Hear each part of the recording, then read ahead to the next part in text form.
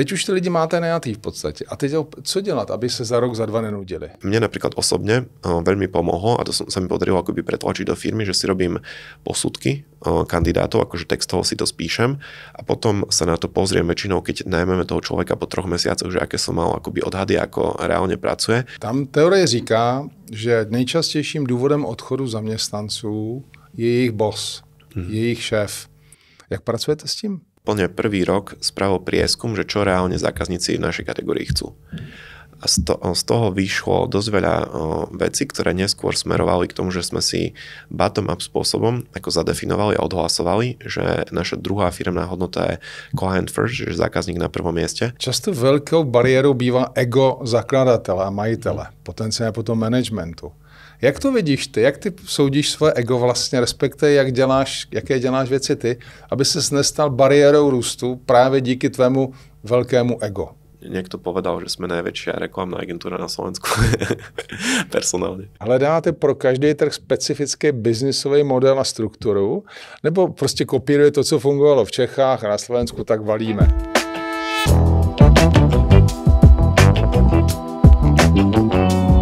Dobrý den. Zdá se, že založit startup není až tak těžké. V dnešní době vzniká na celém světě zhruba 100 000 startupů každý rok. Nicméně zároveň je pravda, že zhruba 90% z nich se nedožije 5letého výročí své existence. To je důkazem vlastně, že je mnohem těžší dostat firmu z fáze startup do fáze scale-upu. To znamená, už máte stabilní, oskoušený biznesový model, jste schopni generovat stabilní zdroje příjmu a jste schopni hlavně rozvíjet lidi a strukturu tak, aby to mohlo fungovat. My se právě proto zabýváme tím, že podporujeme a pomáháme menší a střední firmy v tom, aby dokázaly lépe škálovat, dokázaly lépe růst. Máme vlastně nástroje a máme kompetence v tom, abychom jim pomáhali ty bariéry růstu, které oni vlastně mají v oblasti leadershipu, v oblasti struktury, v oblasti marketingu, aby lépe překonávali. A dnes tu máme další příklad velmi úspěšné firmy. Když se řekne Jim Beam, co si pod tím vybavíte? Jim Beam je jedna z nejúspěšnějších firm v e-commerce ve střední a východní Evropě. Je to firma, která je špičkou ve 3 oblastech. Je to sportovní výživa, fitness oblečení a doplňky pro posilovny. A já mám dneska tu čest zde přivítat Dalibora Cicmana, který je zakladatelem a generálním ředitelem firmy Jim Beam. Vítám tě, Dalibore. Ďakujem, Roman, za pozvanie. Dalibora si pojďme nejprve představit krátkým profilem z umělé inteligence, neboli ChatGPT. Dalibor Cicman je zakladatelem a generálním ředitelem společnosti Jim Beam, jedné z nejrychleji rostoucích e-commerce společností ve střední a východní Evropě. Dalibor se narodil v Košicích na Slovensku a svou podnikatelskou cestu zahájil již v mladém věku, když v pouhých 16 letech spustil svůj první projekt elektronického obchodu MEI.sk. Je to správně? Je to správne. Po úspěšném rozvoji tohoto podniku založil v roce 2014 společnost Jim Beam, která rychle expandovala do řady evropských zemí, včetně České republiky. Pod Cicmanovým vedením se společnost Jim Beam stala lídrem v oblasti maloobchodního prodeje fitness zboží se silným důrazem na strategie založené na datech, inovacích a udržitelnosti. V roce 2023 společnost překročila roční obrat 100 milionů euro, expandovalo na 16 evropských trhů a vybudovala rozmanité portfolio produktů pod různými vlastními značkami, jako jsou Vanavita nebo Beast Pink. Cicmanův úspěch byl oceněn i na mezinárodní úrovni, protože v roce 2023 byl jmenován EY podnikatelem roku na Slovensku. Doplnil by si, Dalibor, něco důležitého? Chybí ti tam něco? Príde mi to fakt super, aj pravdivé, aj vyťahnuté tie podstatné veci, čiže asi nie. Pojďme se nejprve podívat trošku na tvůj soukromý život, jestli můžeme. Jo. Kolik máš sourozenců a co tě vlastně v dětství nejvíc ovlivňovalo? Mám jedného súrodenca, mám 3 roky mladšieho brata. No a keď sme v podnikateľskom podcaste, tak určite ma ovplyvnilo aj to, že moji obaja rodičia sú podnikatelia, čiže mali sme to doma od detstva. No a myslím si, že aj v detstve mi mama tak hovorila, že no, Cicmanovci sú všetci podnikatelia, že aj moji ujovia, aj moji bratranci sú podnikatelia, takže že aj my s bratom budeme podnikatelia a myslím, že sa to celkom naplnilo. Měl jsi nějaké dětské vzory? Někoho, koho si opravdu obdivoval? Myslím, že doteraz nemám tak akoby, že jeden vzor, ktorý akože ma významne ovplyvňuje, ale od detstva alebo v tom detstve určite nie, ale od nejakého možno od 15 rokov, tak pre mňa boli inšpiratívne firmy zo Silicon Valley, čiže tam som si čítal biografie, snažil sa to kopírovať alebo inšpirovať sa, no a primárne také, že technologické firmy a ich zakladatelia a veľká škála aj tých veľmi známych mien, čo asi vymenuje skoro každý druhý človek, že Elon Musk, Steve Jobs, ale aj z menších firiem, aj z európskych technologických firiem, čo je taký spoločný pattern medzi tými ľuďmi, ktorých akoby sledujem a ma inšpirujú, je, že sú to väčšinou zakladatelia a riaditelia technologických firiem, väčšinou zo Silicon Valley. Je zajímavé pozorovat, jak se ta doba opravdu změnila, protože když já jsem byl v 10, ve 15 letech, tak mými hrdiny byly Winnetou a Old Shatterhand. A o podnikání se mi ani nezdálo samozřejmě. Jaká byla tvoje cesta ke vzdělání? K vzdelání, tak keď začneme úplne od útleho detstva, tak ja vnímam, že také prvé moje vzdelanie bolo, že ja som relatívne v útlom detstve chodil na počítačový krúžok a tam som sa relatívne v nízkom veku naučil programovať.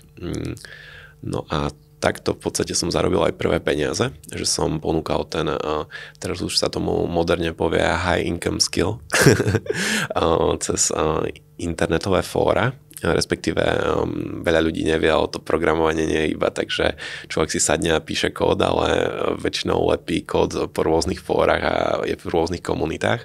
Čiže v podstate tak som sa dostal k nejakej monetizácii mojej prvej schopnosti, že si ma najali cez internetové fóra iní programátori. A kolik ti bylo asi let v té době? To bolo dosť útle detstvo v zmysle taký možno 12 alebo niečo v tom. Takže detská práce v praxi. Áno, detská práca. Ale dobrovoľná. No a ja som to ešte ani nebral vtedy ako práci, že mňa to ako keby bavilo aj som si akože naštudoval nejaké programovacie jazyky vo voľnom čase, že ako ja som mal preto vášeň a ako robil som to dobrovoľne a by som akože povedal, že tie také prvé peniaze to bol skôr taký, že sekundárny efekt toho. No a keď sa pozrieme na také formálne vzdelanie, tak ja som začal študovať na ekonomickej univerzite. Ale tým, že ma dosť bavila informatika, tak som v prvom ročníku ekonomickej univerzity dal prihlášku ešte na aplikovanú informatiku na druhej univerzite a išiel som paralelne denné štúdium na ekonomickej univerzite a externé štúdium na univerzite Pavla Jozefa Šafárika a tam na odbore aplikovanej informatiky. No a potom, keď som skončil ekonomickú univerzitu, tak som si ešte podal prihlášku na PhD. Tam som vybral takú tému, ktorá to dosť akoby premosťuje tú informatiku a ekonomiku. A tá téma bola, že implementácia business intelligence riešení do e-commerceov. A toto by som považoval, že je taká moja ako keby expertíza, na ktorej dlhodobo budujem. Že aj teraz pri riadení firmy, tak mi významne pomáha to, že som akoby aj na akademickej pôde mám vydaných viacero ako keby vedeckých článkov na túto tému, aj že som to akoby roky šprtal tie akoby základy a tie akoby, že tie také fundamenty, čo sa aj pri takejto technologickej alebo proste dynamickej téme nemenia, tak to, že som to akože historicky sa tomu venoval veľa času, tak si myslím, že dosť mi pomáha aj dnes. Takže se dá říct, že si to hodně to využíváš v tom podnikání, takže nelituješ času a energii, který si věnoval do toho formálního vzdělávání.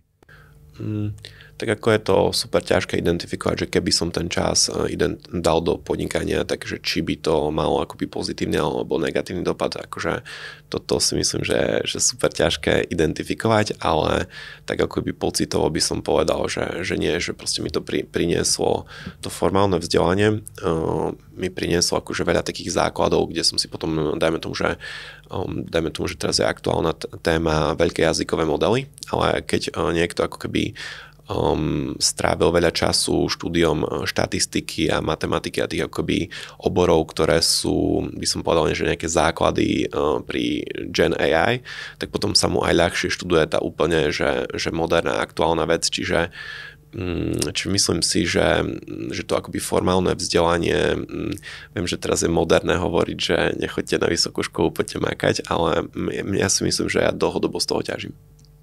Paráda. Stihneš dneska mít nějaké hobby a koníčky, kromě svého podnikání?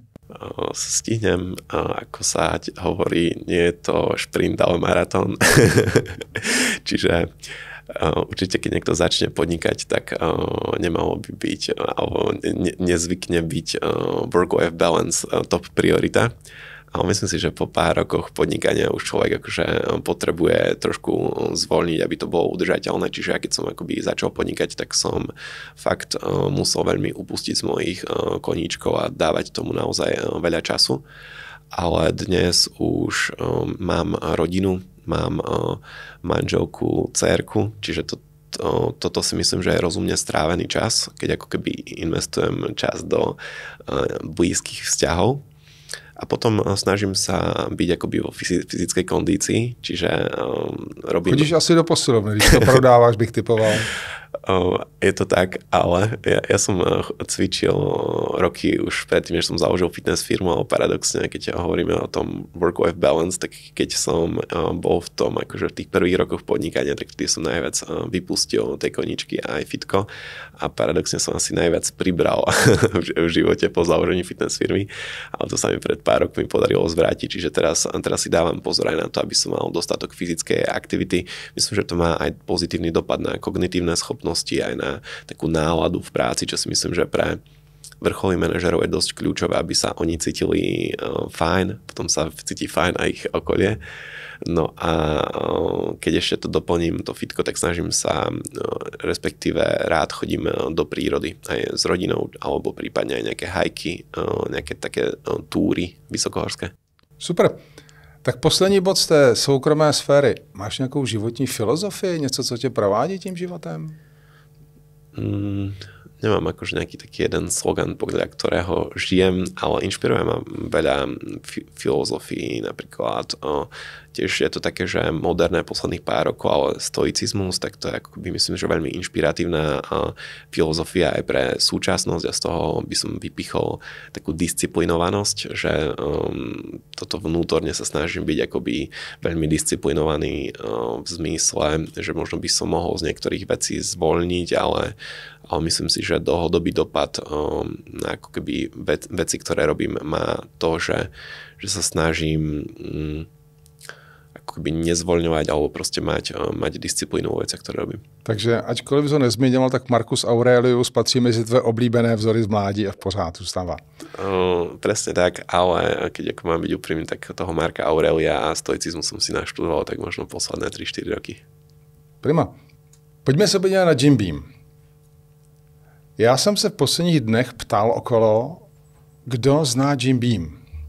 Jsme měli například konferenci pro naši klientelu minulý týden a mě překvapilo, že zhruba možná třetina nebo dokonce víc lidí opravdu Jim Beam znali. Já se přiznám, že jsem ho před rokem 2 vůbec neznal.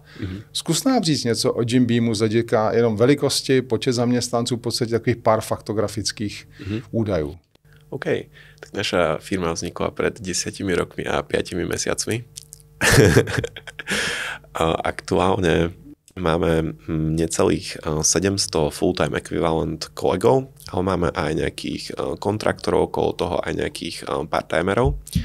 No a aktuálne sme v 16 krajinách a títo naši kolegovia sú distribuovaní po týchto krajinách, čiže máme office aj tu v Prahe, na Karolíne, máme office aj v Brne, v Bratislave, ale taký hlavný office je v Košiciach, v ktorých vznikla naša firma.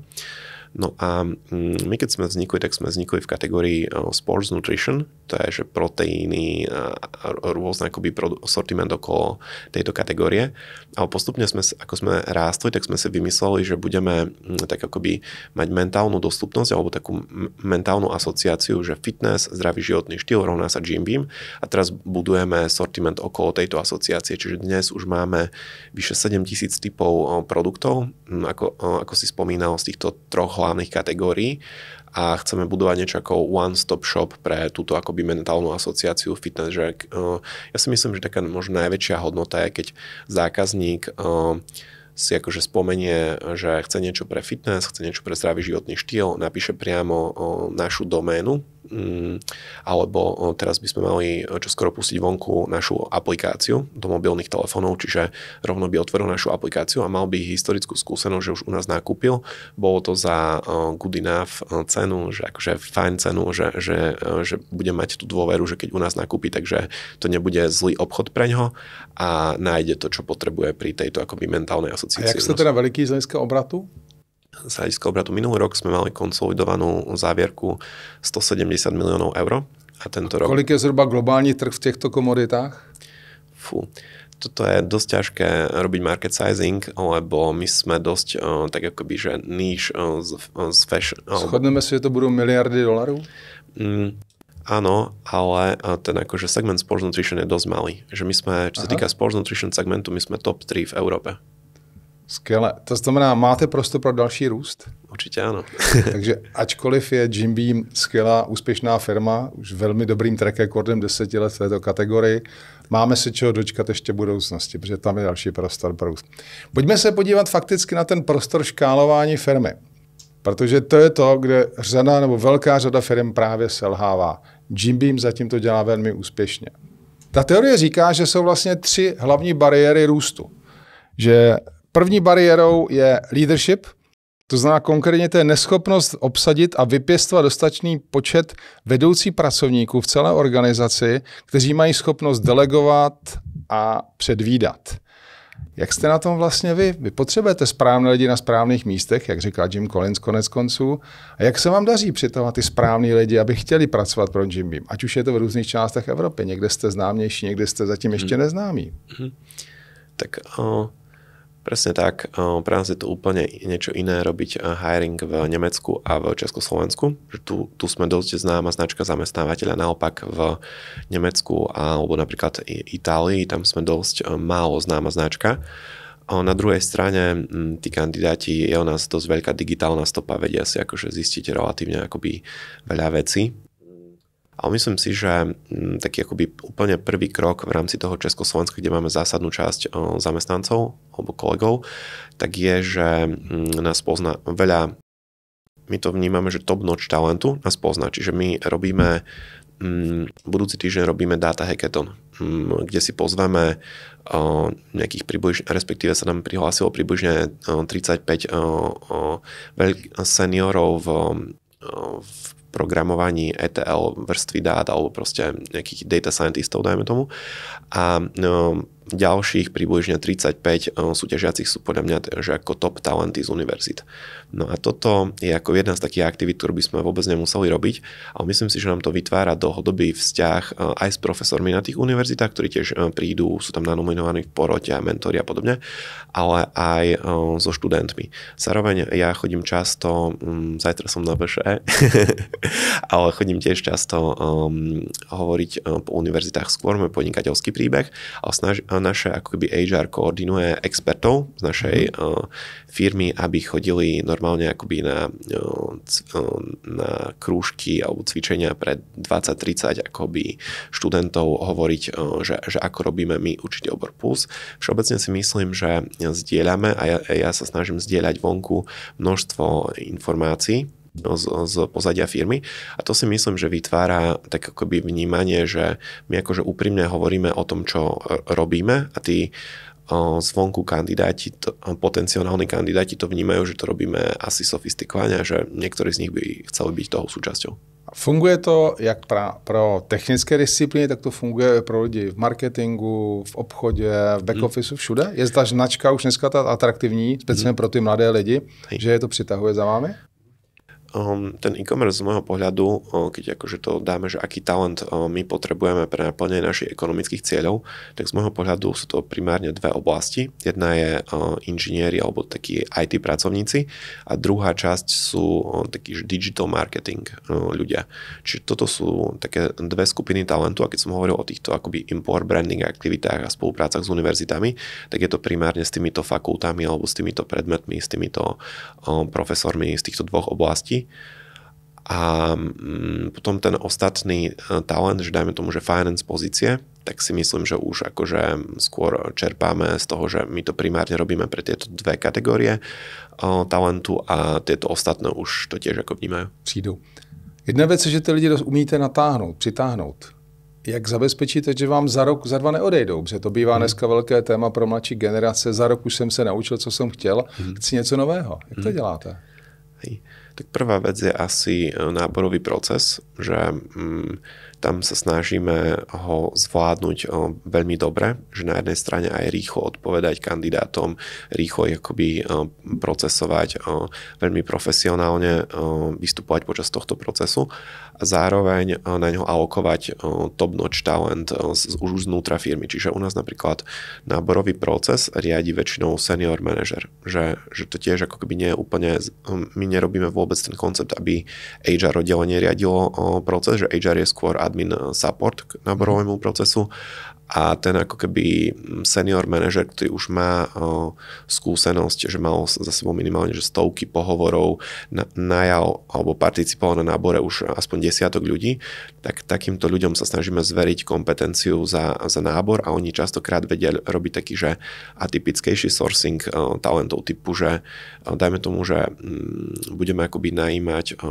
dátového inžiniera, tak oslovíme ľudí, ktorí už u nás boli na hackathone a mali sme možnosť ich s nimi spolupracovať alebo nejako pracovať. Oslovíme profesorov z univerzity, čiže tí akoby senior manažeri majú network v svojich oblastiach tým, že chodia učiť na univerzity, chodia hovoriť na konferencie, chodia na hackathony a rôzne startup weekendy a takéto akože eventy v svojej oblasti a to si myslím, že je tak akoby prvá vec, že spraviť ten akoby že sourcing a potom profesionálne sprocesovať kandidátov, kde sa k ním vyjadria z našej firmy takí, že ľudia, ktorí majú najviac skúseností s tým a už rovno aj náborový proces berieme, že to je školenie ďalších ľudí pre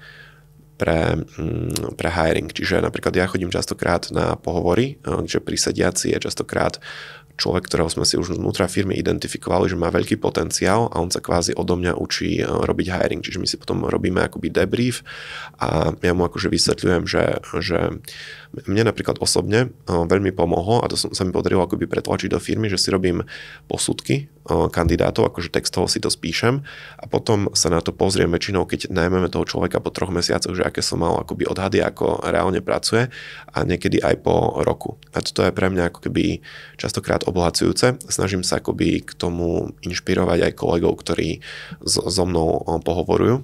No. Moc se mi to líbí a pochopil jsem, že moje odpověď už přichází z těch svých slov. To znamená, vy zvyšujete pravděpodobnost toho, že ty kandidáty udržíte poté, že máte velmi propracovaný a velmi důsledně realizovaný náborový proces. Ano. Zní to úplně špičkově, bych řekl. Ukázka, jak to má asi vypadat, bych já podle mého názoru. Teď už ty lidi máte najatý v podstatě. A teď co dělat, aby se za rok, za 2 nenudili? Ešte, keď sa pozrieme na tie obory IT a digital marketing, oni majú spoločné asi to, že tam niekto častokrát napríklad najímame na programovanie v technológiách, ktoré vzniklo len pred pár rokmi. Prípadne, keď akoby chceme nahajrovať content creatora na TikTok, tak tiež tam je ťažké nájsť niekoho s praxou 10 rokov.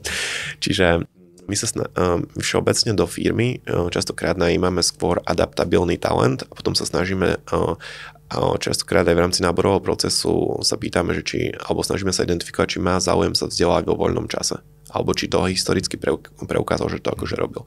Ak máme takúto osobu, tak potom do nej ako reálne investujeme, že dosť veľa peňazí. Že naša firma máme akoby jedné z KPIs HR oddelenia sú, že koľko peňazí minieme na vzdelávanie po departmentoch, po typoch pozícií a podobne a tam miniame relatívne, že dosť peňazí, čiže tak kvartálne sa to hýbe od 150 do 200 tisíc eur, čo alokujeme do interných workshopov, externých workshopov, chodíme po konferenciách. No a toto si myslím, že je častokrát aj teambuildingová aktivita. Čiže to podľa mňa má dobrý dopad na náladu v tíme, keď dajme tomu, že ide tým na konferenciu do Londýna, prípadne príde externý školiteľ, ktorý školí u nás tým vo firme, že to také kombo, sekundárny pozitívny efekt je to ako keby spoločná teambuildingová aktivita, že investujeme viac do seniorných školiteľov než do alkoholu na teambuildingy. Ale druhý je, že podľa mňa tí ľudia si to akoby relatívne že vážia, že akože do nich akoby investujeme zdroje a podľa mňa aj vnútorně častokrát cítia takú reciprocitu. Rozumím. Tam teorie říká, že nejčastějším důvodem odchodu zaměstnanců je jejich boss, jejich šéf. Jak pracujete s tím?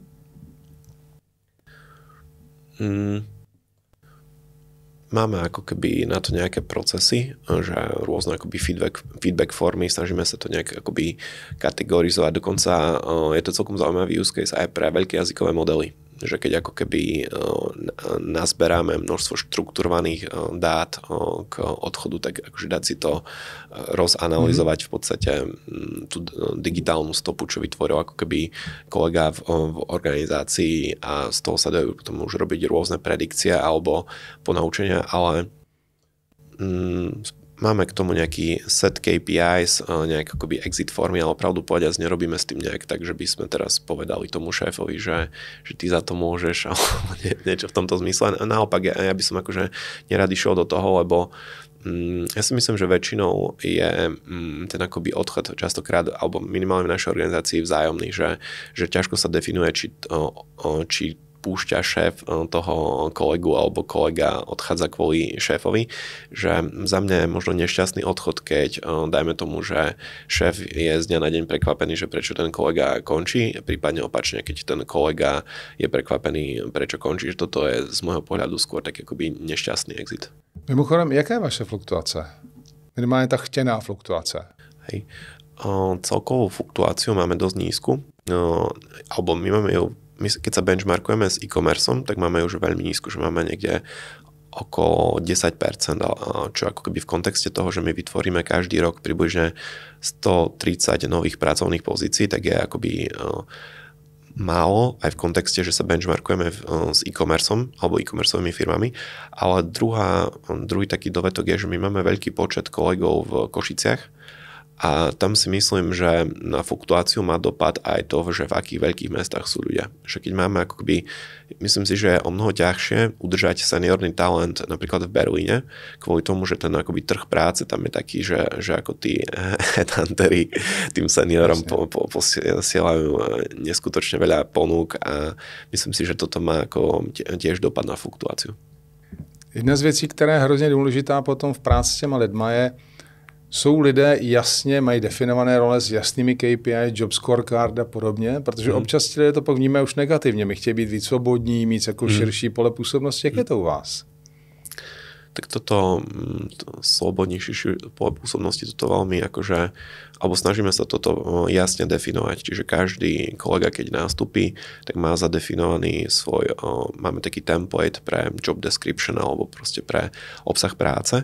A ja som tam pred pár rokmi presadil, že sú tam zadefinované aj 3 hlavné KPI z danej pozície, potom nejaké supportné KPI, čo si má tá osoba sledovať a podľa čoho vie identifikovať, či sa dobre vyvíja práca, na ktorej ona pracuje. Zároveň je tam akoby relatívne jasne zadefinovaný zodpovednosti a obsah práce. Toto je podľa mňa pri rýchlo rastúcej firme dosť kľúčové, kvôli tomu, že keď firma rýchlo rastie, tak je potrebná aj určitá miera flexibility.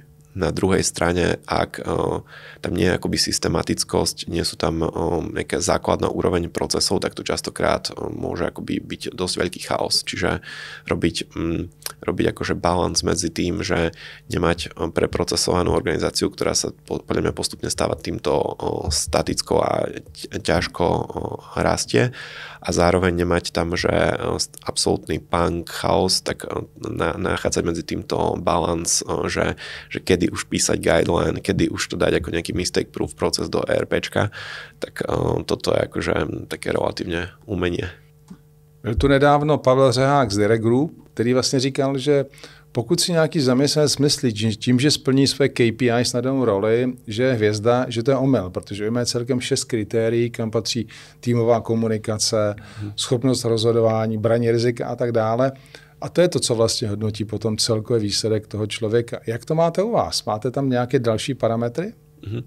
Tak my tie KPIs, ešte aby som spomenul, to nie je tak, že keď niekto akože naplní KPIs, dostane prémiu a niekto nespraví KPIs, dostane výpoveď, že je to skôr už z názvu plyne, že to je performance indikátor nejakej časti firmy. No a ja by som to povedal, že dosť záleží od pozície, že na niektorých pozíciách sú významnejšie, na niektorých menej významné tie KPIs, na niektorých pozíciách, možno čím je vrcholovejšia pozícia, tak je podľa mňa kľúčovejšia nejaká empatia, nejaké, dajme tomu aj zručnosti nejakého psychológa alebo amatérskeho, alebo niečo v tomto zmysle. A potom, keď sa bavíme o juniorných pozíciách, tak tam sa myslím, že v tých začiatkoch kariéry toto až tak neoceňujú, alebo ak niekto to má veľmi vyvinuté, tak to nemá až taký veľký dopad, ak má niekto, dajme tomu, že veľmi špecialistickú pozíciu. Čiže ja by som povedal, že to dosť záleží od pozície, ale určite je to akože balíček cultural fitu, expertízy, aktuálneho performancu. Obecně ve sportu, ale i v biznesu se říká, že ne vždy je ten nejlepší tým složený z nejlepších jedinců. A to téma týmu je velmi důležité. Jak pracujete s týmama vy u vás, nebo s týmy? Tak ja si myslím, že dosť veľká výzva našej firmy je, že alebo ja z toho mám častokrát pocit, že my sme 6 firiem v kope. Že tam sú akože dosť odlišné talenty v logistike, dosť odlišné, dajme tomu v tom digital marketingu, dosť odlišné v IT, v finance a podobne. No my tam máme dosť veľa akoby decentralizovaných rozhodnutí, čiže dajme tomu, že častou témou je remote, hybrid, on-site, tak toto máme že úplne decentralizované rozhodnutie na úrovni týmu veľkosti, že do 10 ľudí, že ako head no a čo vnímam ako úspech je, že v rámci možno tých departmentov alebo tých typov talentov, tak tam dochádza k podobným rozhodnutiam, že napríklad IT je u nás dosť remote, dajme tomu ten digital marketing je dosť on-site. No a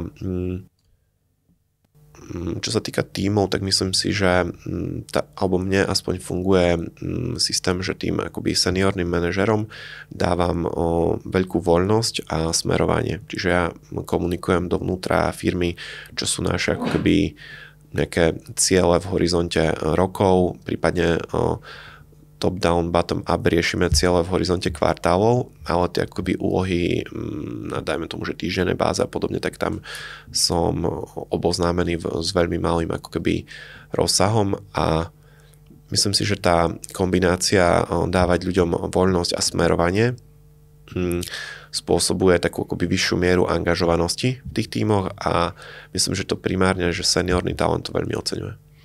Aby tohle mohlo fungovat, tak musí být velká úroveň důvěry už.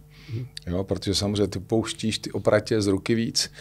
Pracujete nějakým specifickým způsobem s tou důvěrou? Budujete nějakým způsobem tu důvěru? Dôvera, alebo ja nad tým uvažujem, že snažím sa, keď akoby najímam aj seniorného manažéra, tak nedať mu už úplne vrcholovú pozíciu. Tam to má akože viacero dôvodov. Jeden je, že určite nerobí dobré v organizácii, ak manažéri fluktujú a najímať z externého prostredia je podľa mňa väčšie riziko, než promotovať znútra firmy. No a ako keď to pozrieme, že ja mám priamu ako nejakú manažerskú linku do 10 ľuďmi a títo sú u nás v organizácii že dosť dlhú dobu, čiže tým pádom tá dôvera už je tým časom akože vysoká. Potom toto by bola skôr otázka, že ako si budujú dôveru moji kolegovia, ktorí majú ako keby viacej ako by takých že nových kolegov, že u mňa proste funguje ten čas, že sme proste spolupracujeme dlho, poznám ich prácu, viem, dajme tomu, že čo sú ich silné, slabšie stránky, kde možno potrebujú viacej pomoc, kde akože potrebujú úplnú voľnosť.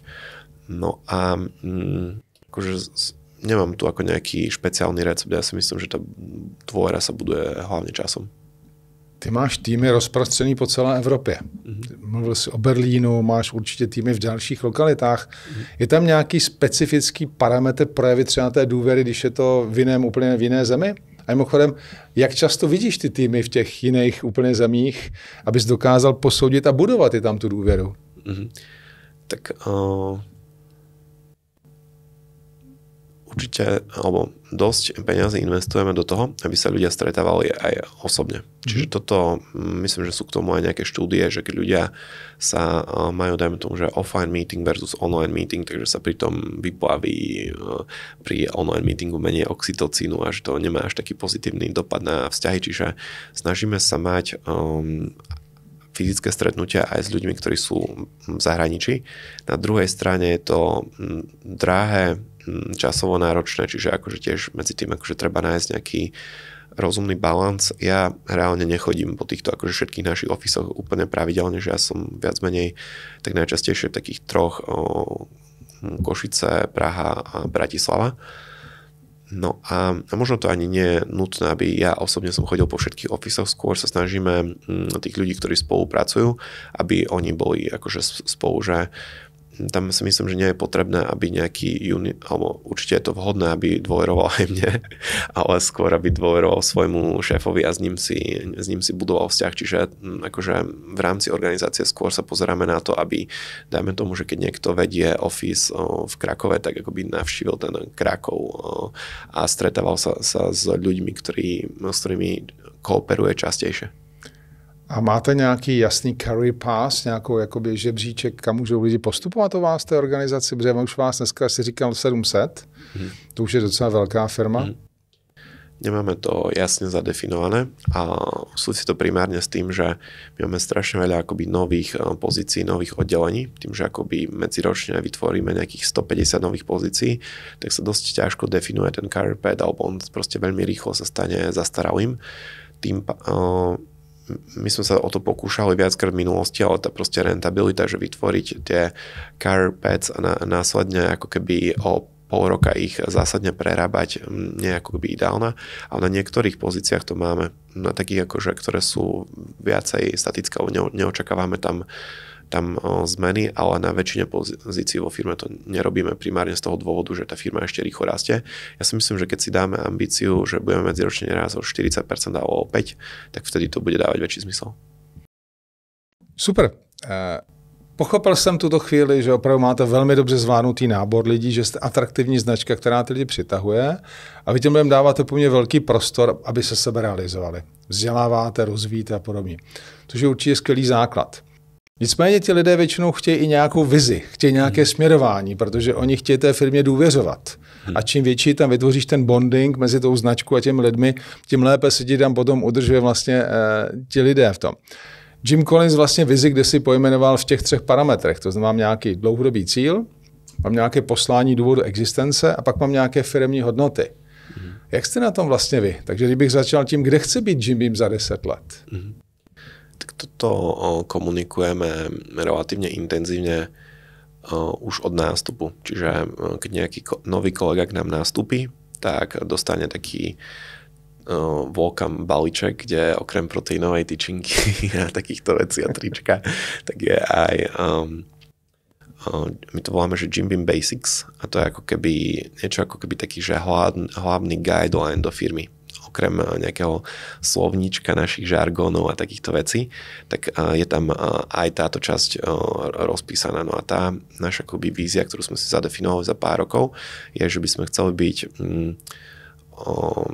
popredný one-stop shop pre fitness alebo my sme to nazvali, že Pan-European Platform, že ako keby v relatívne veľkom regióne a je to tam potom rozbité aj na také čiastkové, alebo čo to presne znamená, že v týchto krajinách budeme akoby pôsobiť, v týchto krajinách budeme jednotka na revenue, tiež sme si to akože zakryli takým akože strašne jednoduchým zapamätateľným číslom, že to je miliarda euro revenues, znamená to približne takúto štruktúru sortimentu a potom tam máme také akoby menšie vízie už v rôznych oblastiach, že produktové portfólio, že tam je naša vízia tam je akoby taká akoby jednoduchá vec zadefinovaná, že my chceme pomôcť ľuďom jednoduchšie naplňať ich fitness ciele. No a to je ako keby zase rozbité, že chceli by sme ísť viacej do oblasti diagnostiky, čiže rôzne krvné testy, DNA testy. Chceli by sme robiť progresívne produkty, tak zase to je akoby rozbité, že čo to presne u nás znamená. Čiže od toho nástupu si myslím, že je to komunikované a potom sa to snažíme pri rôznych príležitostiach. Myslím, že jsem dlouho neviděl takhle propracovaný dlouhodobý cíl a moc se mi to líbí. Když půjdu k tomu druhému bodu, který se jmenuje vlastně jakoby poslání, proč tu jsme, tak já jsem se teď díval předevčírem Direct Group, zase Pavel Řeja byl naším hostem před několika měsíci, říkal jednoduchost lehkostí, že to je jako jejich poslání celkový. Máte vy něco takového, proč vlastně Jim Beam má právo existovat a být úspěšnou firmou? Tak to máme zadefinované, že chceme akoby pomáhať ľahšie naplňať našim zákazníkom ich fitness ciele. No a zase to ako keby vieme rozbiť na akoby veľa oblastí tým, že ten sortiment je 7000 typov SKUs a dá sa to akože vyložiť aj v oblasti sortimentu, aj v oblasti logistiky, čiže to je jako ta primárné poslání. Já myslím, že speciálně dneska mladí lidé, a to už je mimochodem více než polovina dneska pracovní síly, jsem četl nedávno, že generace Z a generace Y už jsou víc než 51 nebo 50% lidí, chtějí nějaký smysl. Hodně se bavíme o smyslu žití, existence, fungování, takže v tomhle směru je to prima, že jim to nabízíte. Vyvíjí se nějakým způsobem vaše poslání, váš důvod, takže dlouhodobý cíl, jestli považujete 10 let? Tak ten dlhodobý cieľ sa musíme asi postupne predefinovať, lebo sa už mu blížime.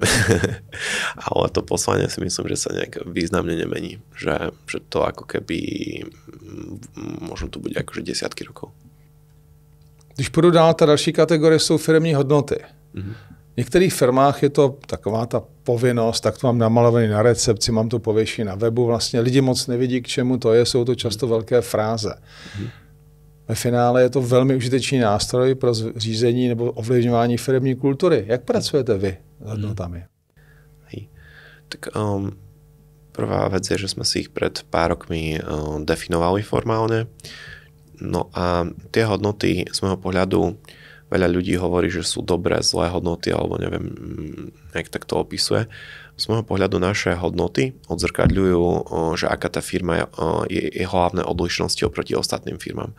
No a to z môjho pohľadu sú akože skôr opisné vlastnosti, než ako keby, že niečo pozitívne alebo negatívne.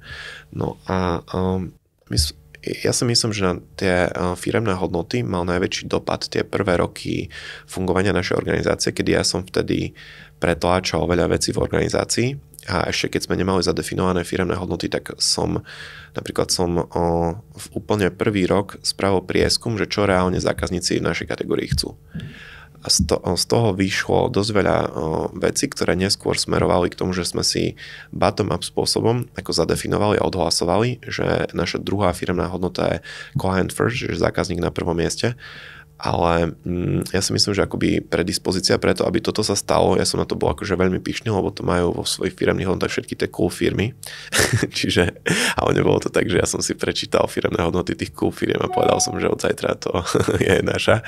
Ale myslím si, že ten akoby spôsob, ako sa zadefinovala táto cool firemná hodnota, ktorá je veľmi ekonomicky prínosná, bol, že v začiatkoch firmy som reálne tlačil na to, aby sa doručovali zákazníkom tie veci, ktoré oni chcú. Že ja som prvé roky strávil z interviu so zákazníkmi s rôznymi feedback formami relatívne veľa času.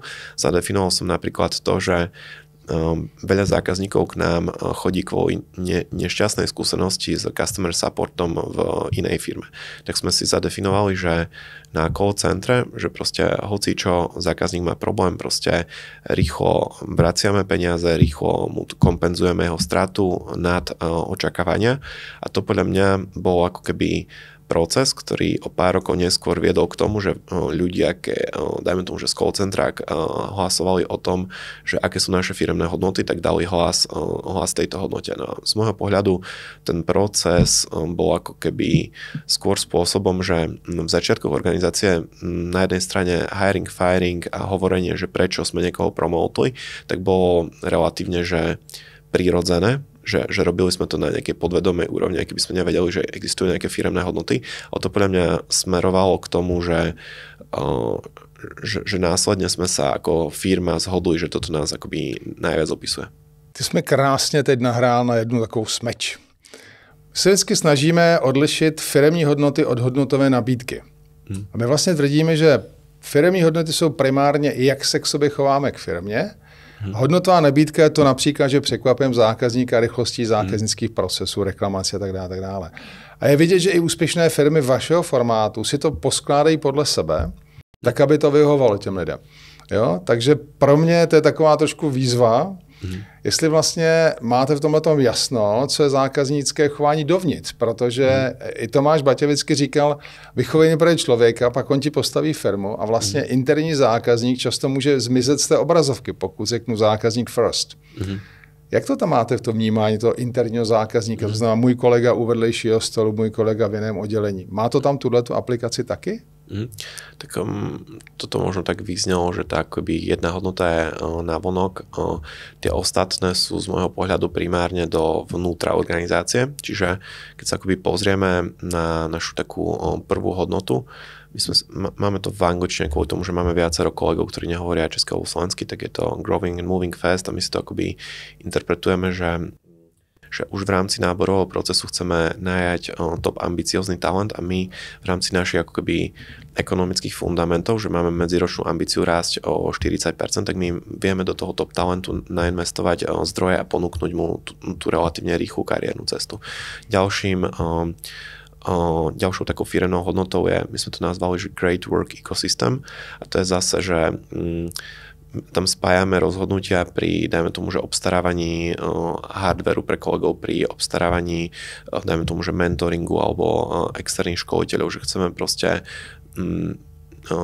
ešte iná hodnota je extra mile a že keď tí ľudia robia tú extra mile pre firmu, tak je to veľmi vhodné kombinovať s tou investíciou do tých ľudí a zároveň to spolu hrá aj s tou prvou hodnotou, že akože najímame ambiciózny talent. Potom piata naša hodnota, tu sme si zadefinovali, že vyhrávanie vďaka novým technológiám. To je zase časť, že keď robíme, dajme tomu, rozhodnutia o refaktoringu alebo rozhodnutia o výbere nejakej novej technológie do firmy, tak častokrát ideme do menej preverených, ale cez to budujeme našu konkurenčnú výhodu, že častokrát si tie začiatky tej technológie akože vytrpíme, ale potom si myslím, že dlhodobo nám to akoby pomáha a sme v súlade s tým akoby veľká časť firmy, že je to akoby pre nás výhodné.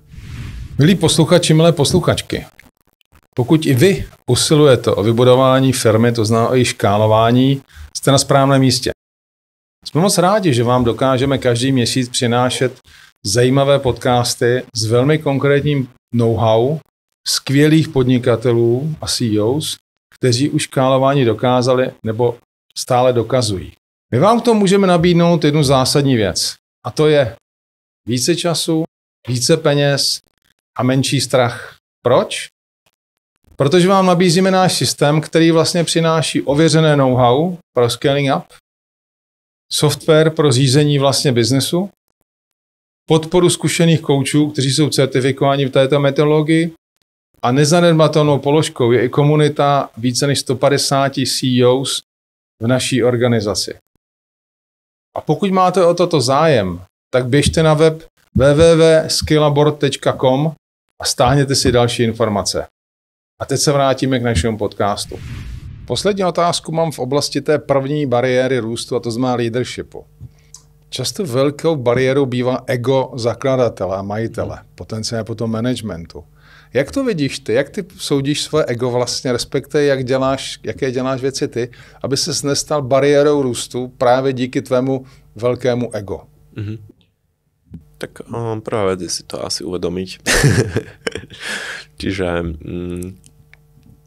čítal som knihu Ego je nepriateľ. Ego může být i přítelem, pokud je správně implementované. Áno. Pak se to nazývá charizmatem. Myslím si, že v tých CEO pozíciách je to väčšinou nepriateľ než priateľ. Tak Ja sa snažím ako na svoje, ako nejakej svojej bubline si akože brať veľa feedbacku. To si myslím, že je akoby veľmi prospešné a vytvárať aj prostredie na to, aby bol ten feedback úprimný, lebo tiež tam častokrát pri tej ako keby vrcholovej pozícii nemusí byť úplne úprimný feedback, alebo tí ľudia môžu častokrát sledovať viac svoje ciele, než pomoc tomu CEO v jeho osobnom rozvoji. Kdo ti dával ten feedback, abys opravdu viděl, že to je upřímný, férový, rozvojový feedback, řekněme? Máš nějaké lidi na to? Mám určite akože možno také, že 3 skupiny ľudí. Určite jedna skupina sú spolupracovníci, s ktorými trávim že zásadnú časť času a sú to často, alebo sú to hlavne moji spolupracovníci, s ktorými kooperujem napriamo, čiže vrcholoví manažeri a s ktorými som už akoby roky, že tam ako je tá dôvera, že keď mi dajú akoby negatívny feedback, takže ja to akoby podľa mňa som v minulosti preukázal, že ten akoby negatívny feedback neznamená, že akože nejak klesne ten človek v mojich očiach práve opačne, že ľudia, ktorí so mnou akoby spolupracujú napriamo, ak mi dajú akože aj negatívny feedback, tak u mňa to naopak práve, že stupne, že potrebujem takýchto ľudí v svojom okolí, aby som sa akoby ja vedel posunúť, čiže určite je jedna skupina a tá možno najzásadnejšie tí spolupracovníci, a potom je to rodina a kamaráti.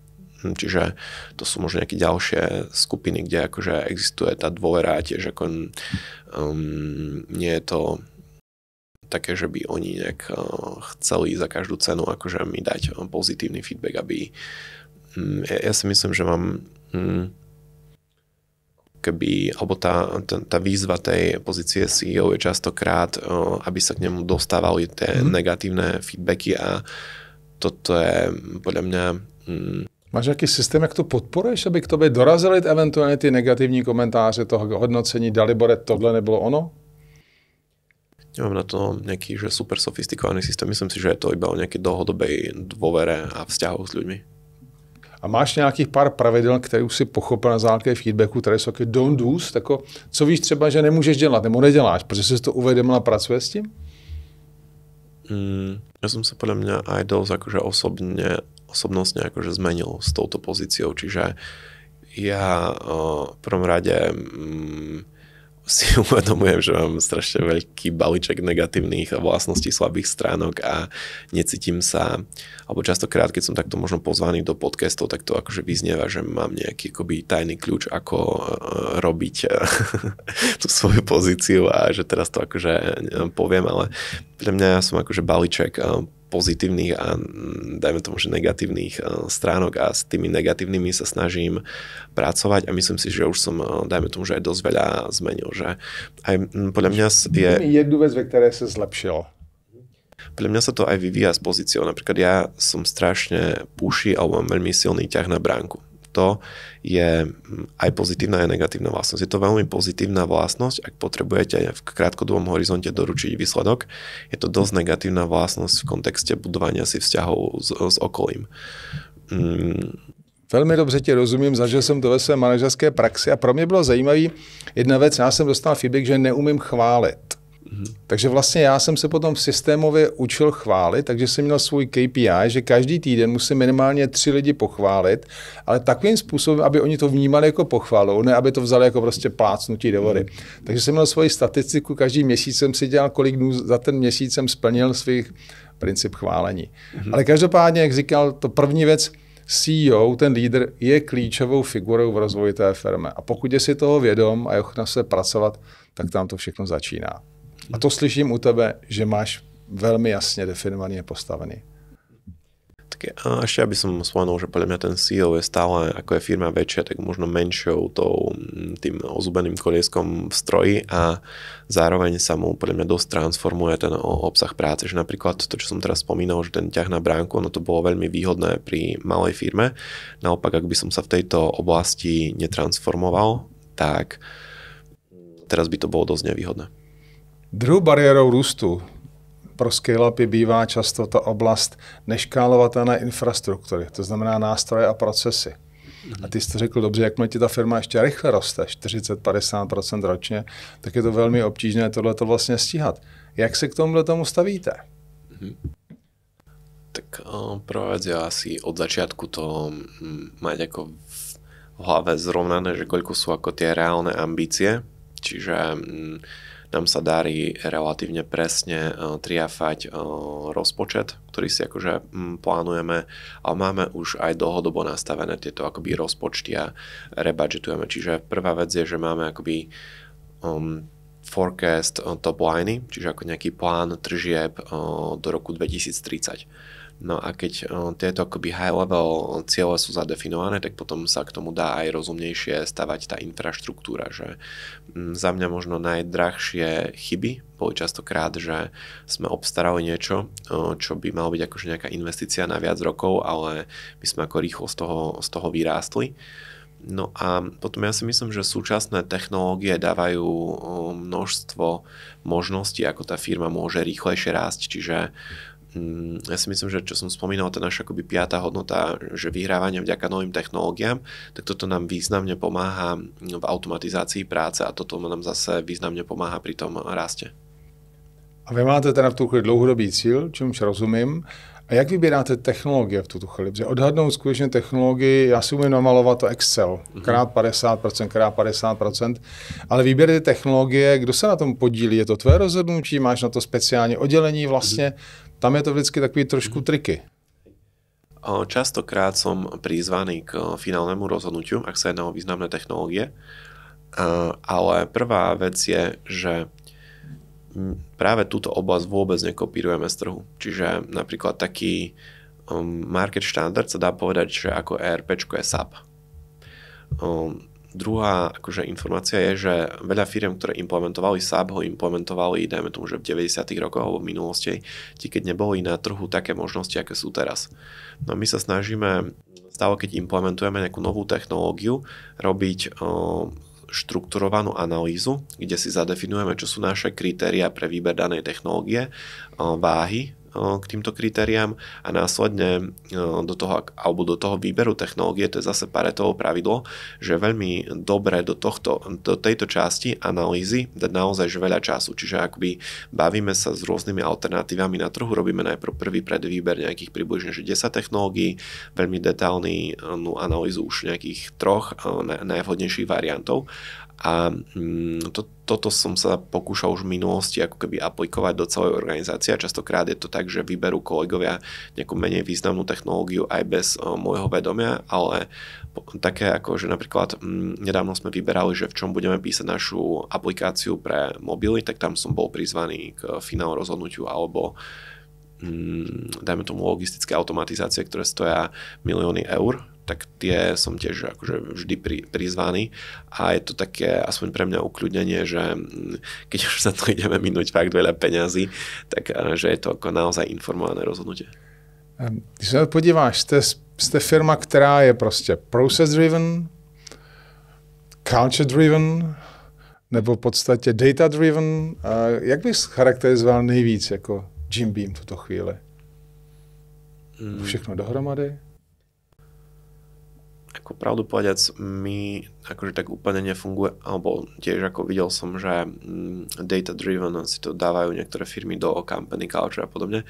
My sme takto ako sami seba nedefinovali, že toto nás ako keby nejak odlišuje a akoby z môjho pohľadu možno ani nie je, že celá firma data driven, že niektoré časti sú viac, niektoré menej, niekde to ani nedáva zmysel byť úplne data driven. Čo sa týka culture, tak to ako veľmi ťažko sa mi to akoby benchmarkuje oproti iným organizáciám, že ako ešte ďalšia moja možno slabá stránka je, že som nikdy nerobil v inej firme než vlastnej, čiže nemám napríklad tú skúsenosť, aby som, dajme tomu, že pracoval v korporáte, potom nejakom inom startupe a potom si povedal, že Jim Beam culture to je svetový unikát najlepšie, čo tu akože existuje, že ako moja jednoduchá odpoveď na túto otázku je, že neviem, nemám k tomu akože dostatok skúsenosti, aby som to vedel tak akoby objektívne porovnať. Ale máš k tomu proces, když jsem se podíval, nebo jsme poslouchali tvé vzdělání a koncept PhD a podobně, vlastně schopnost mít multioborové znalosti, tak máš tam prostě jasnou filozofii, jasnou strukturu a víš, že prostě ty procesy a struktury musíš budovat, pokud chceš být velký. Určite. Tak ja mám k tomu taký pohľad, že tie procesy spomaľujú rast, ale sú nutné. Alebo sú nutné pri určitej škále. Čiže pre nás je to strašne často krát taký trade-off, že už to ideme hodiť do RPčka, dať k tomu akože mistake proof proces, ale týmto zafixujeme a pravdepodobne to spomalí inovácie v tejto oblasti v nasledujúcich rokoch. Na druhej strane to zníži množstvo chýb, ktoré sa stanú v tejto oblasti. A toto si rozhodnúť, že ktoré oblasti chceme takto fixnúť, tak to je akože relatívne že kľúčové. Je tam jedna osoba, která má na starosti technologie u vás ve firmě? Nebo je to víceméně jako kolektivní rozhodování boardu? Jak to máte postavený? Tak máme nášho CTO, ktorý vedie IT oddelenie, ale ako záleží, že keď je to akoby významná technológia, tak je to rozhodnutie boardu, keď je to menej významná technológia, tak ani ja sa o tom nedozviem, že ako prebiehal výber. Mezi ty procesy samozřejmě, takhle, teorie říká, že zhruba do 10 klíčových procesů v každé firmě. Máte aspoň těchto 10 klíčových procesů nějak popsáno, tak jak velmi rychle rostete, abyste to dokázali updateovat pravidelně v nějakých intervalech? Jak s tím fungujete? Co jsou pro vás ty nejklíčovější procesy? Tak pravdu povedať, neviem, tak úplne nemáme to určite zadefinované, čo sú najkľúčovejšie procesy v organizácii. Keby som akože mal to teraz ako keby nejak akoby rýchlo vymyslieť, tak ja si myslím, že najkľúčovejšie je splniť tú ako keby logistiku, že vyriešiť všetky objednávky. Máme k tomuto procesu akoby množstvo KPIs a ja sám si to, alebo ja mám svoj taký akoby daily reporting, kde akože vidím, či sa nám podarilo tento akože proces hladko zvládnuť, alebo či náhodou v niektorý deň tam nie je ako keby nejaká chyba. No a potom, kebyže idem zadefinovať nejaké ďalšie významné procesy, tak možno súvisia s nákladmi. Že napríklad naša firma má veľmi významný náklad na marketing, tak tam, ak niečo nefunguje, čiže v zmysle, že dajme tomu rýchlosť načítania webu, alebo máme akoby nejaký anomálie v trafiku, tak týmto smerom mám ako nejaké moje akoby daily KPIs. Máte nějaký benchmark, co se týká například poměr marketingu celkovým tržbám, protože Amazon určitě je velmi významným hráčem a může být potom vzorem v některých oblastech. Jak toto děláte? Máte to nějak postavený? Snažil som sa práve v minulosti na to pozerať cez benchmarky. Zase je to dosť ťažké zadefinovať, lebo podľa mňa Amazon nerobí takú akoby lifestyle značku ako Jim Beam. Zase my nie sme ani Nike, že sme iba viac menej lifestyle značka, že máme za tým akože dosť masívnu logistiku a sklady a podobne. Čiže veľmi ťažko sa mi hľadá akoby benchmark. Keby som ho hľadal, tak by som hľadal v tých direct to consumer e-commerceoch. Ale myslím si, že máme dosť významný akože marketing, že personálne to je z našich necelých 700 kolegov aktuálne nejakých 130 ľudí kvázi robí u nás na full-time marketing, čo tiež niekto povedal, že sme najväčšia reklamná agentúra na Slovensku personálne počtom ľudí. Já přejdu na tu třetí oblast, na tu třetí bariéru růstu, kterou vlastně říká ta naše teorie, a třetí překážkou růstu bývá marketing a sales. To znamená vlastně expanze na zahraniční trhy, nové kategorie, v podstatě nové distribuční a komunikační kanály. To znamená, schopnost tohleto zvládnout je hrozně důležitá. Ty si sám říkal, že 130 kolegů vlastně u vás za 700, což je velmi značný počet, dělá ten marketing vlastně. Takže základem ale marketingu komunikací bývá strategie. Jo, strategie neboli cesta, jak dosáhnout daného definovaného cílu. Jak vlastně vypracujete ze strategií? Mimochodem, jaká je strategie v tuto chvíli Jim Beamu, pokud nám to chceš prozradit? Tak ja by som v rámci tej marketingovej oblasti možno vypichol, že v našej kategórii sa iba 3 firmám v Európe podarila geografická expanzia. To je ako keby jedna z vecí, čo odlišuje našu firmu, že my máme z najväčšieho trhu, najväčší trh aktuálne pre nás český trh, ale nám tvorilo nejakých približne 15% tržieb, no a tie akoby tržby sú distribuované po veľa trhoch a tie trhy sú v takých dosť odlišných fázach, že napríklad my máme dnes približne približne 5 krát väčšie tržby v Česku ako v DACH regióne. DACH región máme ako že kvázi druhý trh, ale tam je akože ten potenciál, že koľko by sme mohli mať tržieb oveľa vyššie číslo. No a tým pádom tá stratégia v rámci tých trhov pre akvizíciu nových zákazníkov je akoby dosť odlišná. Máte jinou cílovou skupinu třeba v DACHu a v Československu? Určite. Myslím si, že to dosť súvisí zase s takým trade-offom, že je odlišná. My sme aj na Ukrajine, aj v Bosne a Srbsku a je tam akoby odlišná kúpyschopnosť populácie, čiže to do určitej miery našu značku definuje, že niekde je viac prémiov a niekde menej. A potom my sa snažíme do určitej miery lokalizovať štruktúru sortimentu pre krajinu, tým pádom trošku poprieť, ale zvrátiť to, že aby sme boli viacej v strede. To je naša taká stratégia je, že robíme entry produkty, ktoré sú vstup do tejto kategórie. Na tie máme akože významný fokus, že máme takými atribútmi olabelované produkty a na určitých je akoby label, že toto je cart opener, že akoby produkt, na ktorom sa prebieha akoby rozhodnutie, že v ktorom e-shopu nakúpime. Tak tento je takou marketingovou prioritou často, že tam chceme byť v celej fáze rozhodovacieho procesu, čiže toto je akoby pre nás relatívne kľúčové pri geografickej expanzii si tieto veci zadefinovať a potom v rámci tých trhov sú ten mainstream, tá hlavná, ako keby ten hlavný prúd, kde je najväčší objem zákazníkov, je v iných cenových reláciách, že tá kúpyschopnosť priemerného Nemca a priemerného Ukrajinca v Ukrajine žijúceho je odlišná. A máte tedy vydefinovanou hodnotovou nabídku pro zákazníka pro ty trhy separátně? To myslíš hodnotovou nabídku? To říkáš, někde jsme v tuto chvíli prémiová značka a říkáme, s náma dostanete nejvyšší zážitek, nejrychlejší doručení, v podstatě maximální portfolio pro výběr. Zatímco někde říkáš, jsme relativně prémiová, jsme pozicionovaní někde ve středu a má to nějaké jiné atributy. Pracujete s tím? Aha. Máme subbrandy a my tú značku Jim Beam chceme akoby pozicionovať, že to je ten akoby mainstream, tá entry level značka pre začínajúcich, že keď ako niekto si začína s touto kategóriou a nakúpi z tejto značky, takže nespraví chybu. Takto pozicionujeme našu akoby názov služby, že akože e-commerce Jim Beam a aj fyzických produktov Jim Beam. No a potom okolo toho staviame ekosystém značiek, ktoré majú nejaké spoločné atribúty a tá logika tých subbrandov je, že oni spájajú rôzne vlastnosti. Čiže napríklad náš prvý subbrand Beast Pink, on vznikol spôsobom, že veľa zákazníkov písalo do Google úplne iracionálnu vec, že chcem proteín pre ženy. A proč je to iracionální?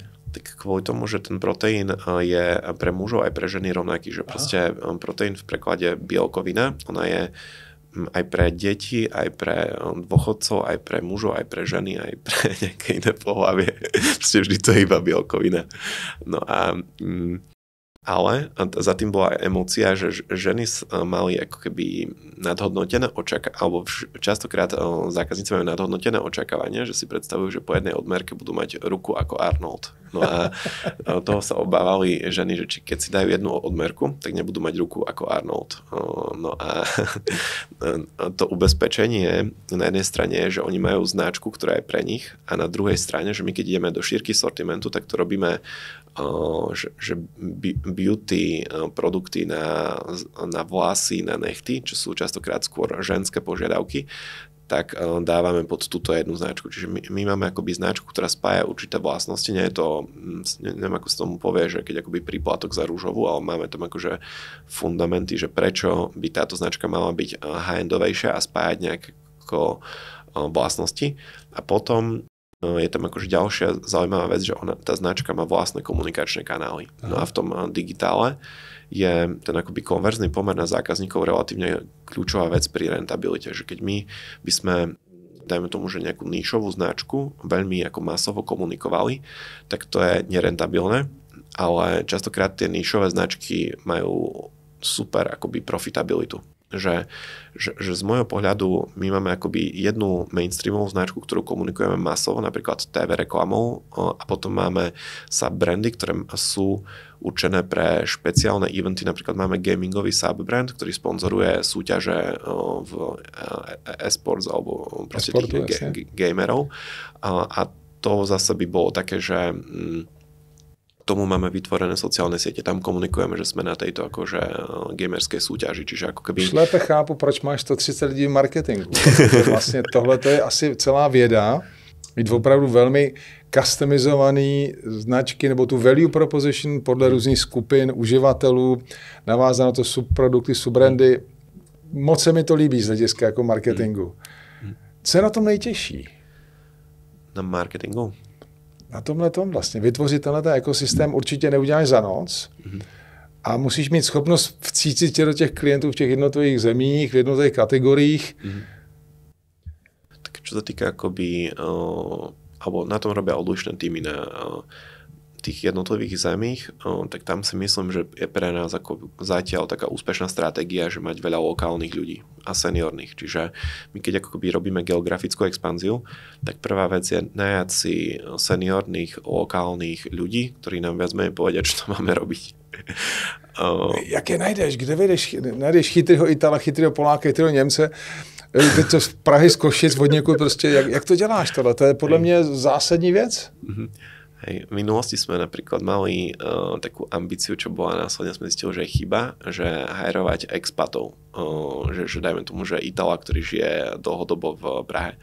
No ale to nám akože dlhodobo nefungovalo v tom hlavne kvôli tomu, že keď si môžeme vybrať z Italov žijúcich v Itálii a Italov žijúcich v Prahe, tak tam máš ako o mnoho väčší výber z tej prvej skupiny a tým pádom už od začiatku sme išli do B-čkových hráčov, čiže podľa mňa ako, no, nechcem tým nikoho uraziť, ale prostě keď je výber desiatky Super bod, podle mě. Ačkový hráče potřebuješ na ty klíčové pozice a pokud to děláš tímhle, dáváme to absolútne smysl. No, presne tak. No a keď akoby robíme tú geografickú expanziu, tak si vyberáme viac menej z celého trhu.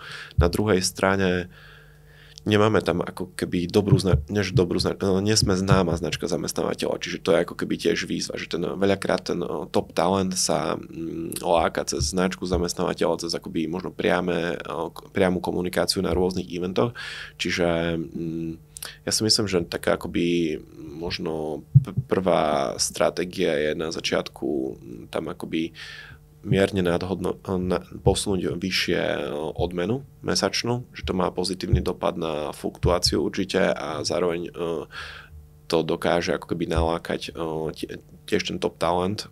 No a zároveň nám funguje, že kľudne ich nechať. A teraz akoby robíme to, že napríklad nemecký tím koncentrujeme v Berlíne alebo taliansky koncentrujeme v Miláne a v minulosti na tých menších trhoch sme to nerobili, že sme akoby napríklad v Bulharsku je náš tím rozhádzaný po celom Bulharsku.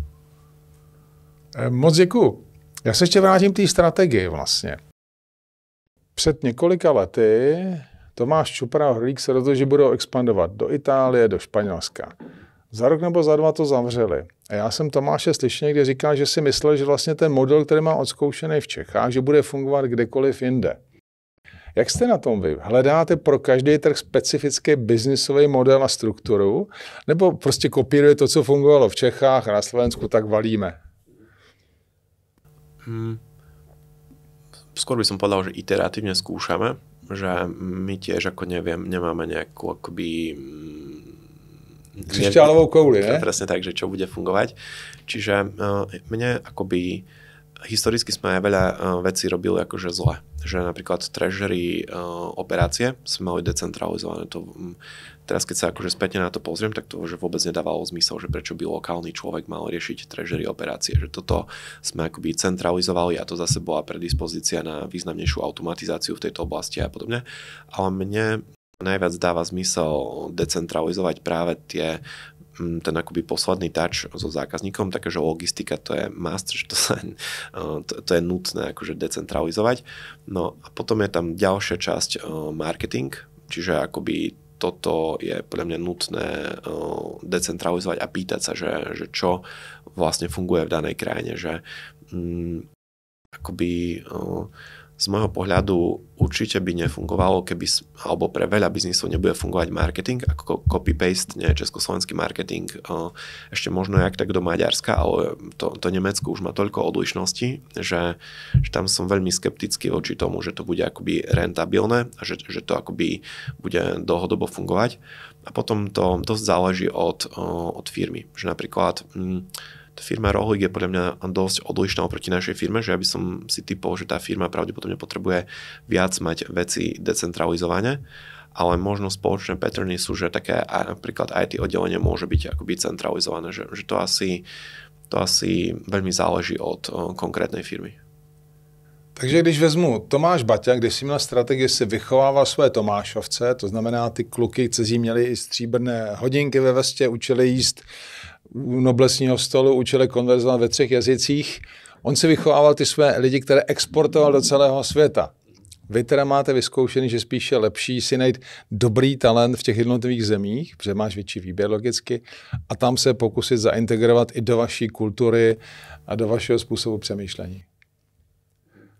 Tak to som nad tým ako neuvažoval, že nejakých top potenciálnych ľudí relokovať do danej krajiny, ale minimálne by to súviselo s rečovou bariérou, že by som, kebyže hypoteticky chcem kopírovať Tomáša Baťu v tejto oblasti, tak by som musel akože teraz začať školiť nejakého vysoko ambiciozného človeka bulharčinu, aj grečtinu a paralelne aj rumunčinu a proste všetky tieto jazyky, má tam nejakú lavičku aj nástupcov, alebo proste toto, čo hovoríš, ako sa mi páči v tom kontexte, že akože rozmýšľal veľmi v dlhodobých horizontoch.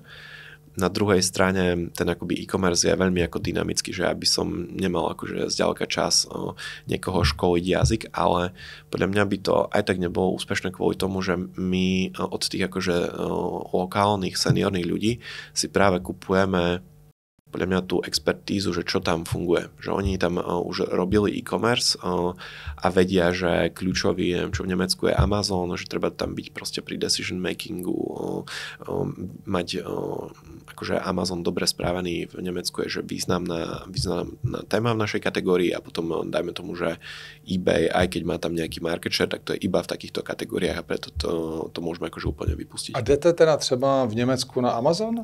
My máme klienta jednoho ve Scalaboardu, který říkal, že rok jsem se učil kompetenci být v Americe přes Amazon. Mm-hmm. Dělal jsem to přes prostředníky, dneska už jsem se to naučil, dělám to jenom sám. A dramaticky se mi zlepšilo to fungování. Jak jste na tom vy? Si myslím, že špecifikom tohto nášho regiónu, Československo a možno aj Maďarsko a tak juhovýchodne, je, že tu nie sú tak dominantné marketplacy, ale v Nemecku je to povinná jazda. Tam proste ten Amazon robí tak veľký, tam je za mňa zaujímavé, že on robí obrovský podiel na e-commerce, ale on robí ešte väčší podiel na decision makingu. Že proste, že Nemec to častokrát využíva na miesto Google a robí ako to rozhodnutie, že čo si kúpi na Amazone. A za predpokladu, že my nie sme v tomto rozhodovacom procese, nezúčastníme sa, tak potom ako to má negatív. A už ste sa to naučili spolupracovať s Amazonem v Nemecku? Bylo to náročné? Co na tom bylo nejtěžší? Tak prvá vec je, že zase je to oblasť, kde je vhodný. My máme tento tím aj centrálne, aj decentrálne, čiže máme centralizovaný tím pre marketplacy. A potom to je skôr technický talent, ktorý rieši prepojenie databáz a akože skôr tieto veci. A potom máme lokálnych ľudí, ktorí riešia, je to v prvom rade, že veda. že proste možno to akože tu od stolu bude znieť ako, že je to jednoducho, že zalistujem sa na Amazone a vybavené, ale tam je akože veľké množstvo. Keď sa to robí sofistikovane, tak sa na to využíva veľké množstvo extra toolov, ktoré bidujú tam ceny, pozície, marketing.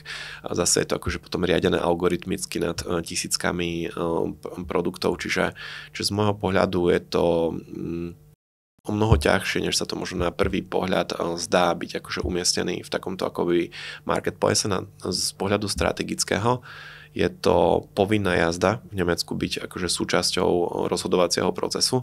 Zároveň aj také nutné zlo, že proste keď je niekto na Amazone, tak je odkazaný na to, že ho Amazon nevypne. A keď akože niekto má zodpovednosť, zamestnáva stovky ľudí a je odkazaný na to, že ho akože niekto môže z dňa na deň vypnúť, tak z môjho pohľadu je to príliš veľké riziko. Čiže my akoby, naša stratégia je, že najradšej by sme, aby boli zákazníci, aby písali priamo našu doménu a mali vytvorenú tú mentálnu asociáciu, že idem si kúpiť proteínovú tyčinku alebo proteín, tak napíšem tú našu doménu, prípadne ešte nemáme tú aplikáciu, ale tá bude akože strategicky veľmi významný krok, že ľudia akoby budú priamo nakupovať od nás a naopak na tom akože opačnom konci tých strategicky významných kanálov sú tie marketplaces, čiže treťostranový nejaký... Direct to consumer je pro vás klíčový směr, který rozvíjíte, aby to fungovalo.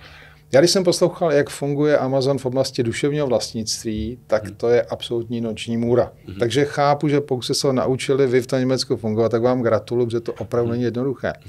Co další velké trhy? Španělsko, Itálie, já nevím, kde všude jste. Je tam podobná situace? Je tam nějaký dominantní hráč tohoto typu? Amazon? My jsme len v Itálii a tam je to veľmi podobné. Že ten Amazon je tam tiež podobne silný, trošku slabší než Nemecko, ale tiež veľmi silný.